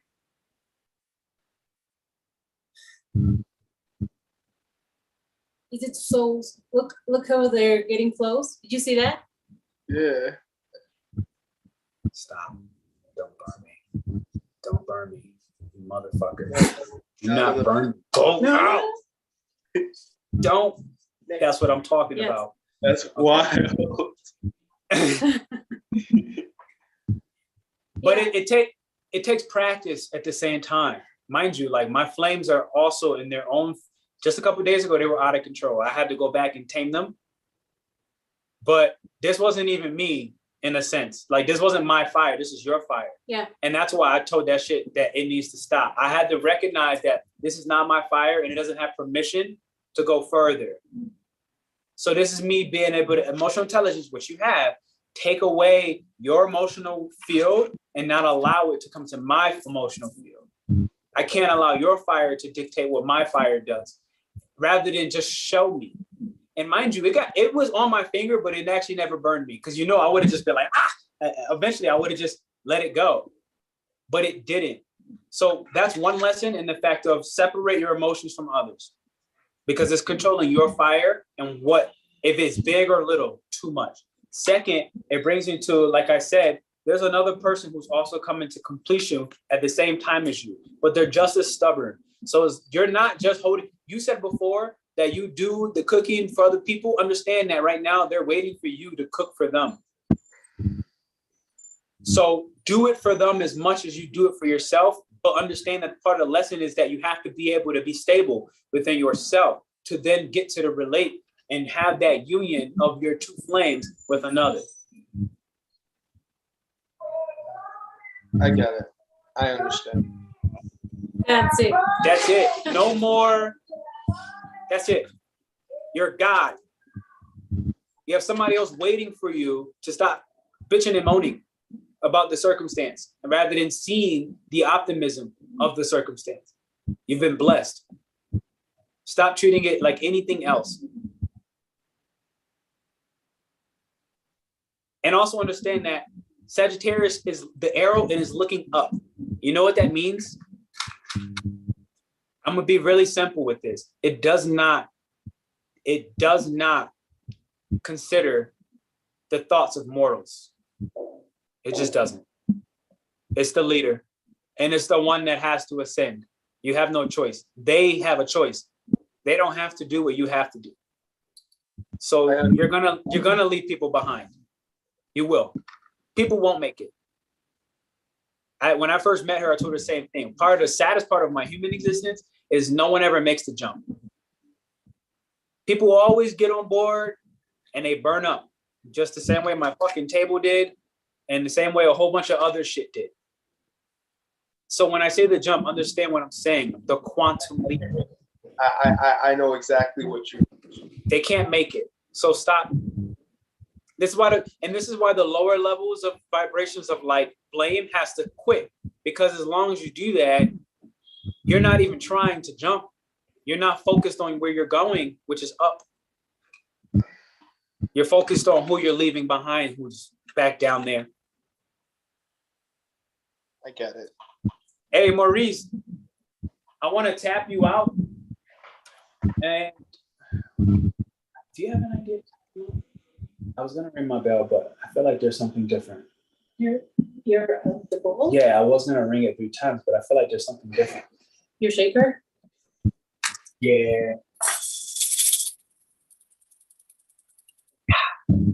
That was the it. Yes. That was the it. Oh, I got it. And I never got this before. That's why it was the it. You're the snake shedding its skin. Done. Let it go. All right. Hey, Maurice, we're out of here. I appreciate it so much, guys. Thank you for your time. Big love, homie. I'll see you soon. All righty, guys.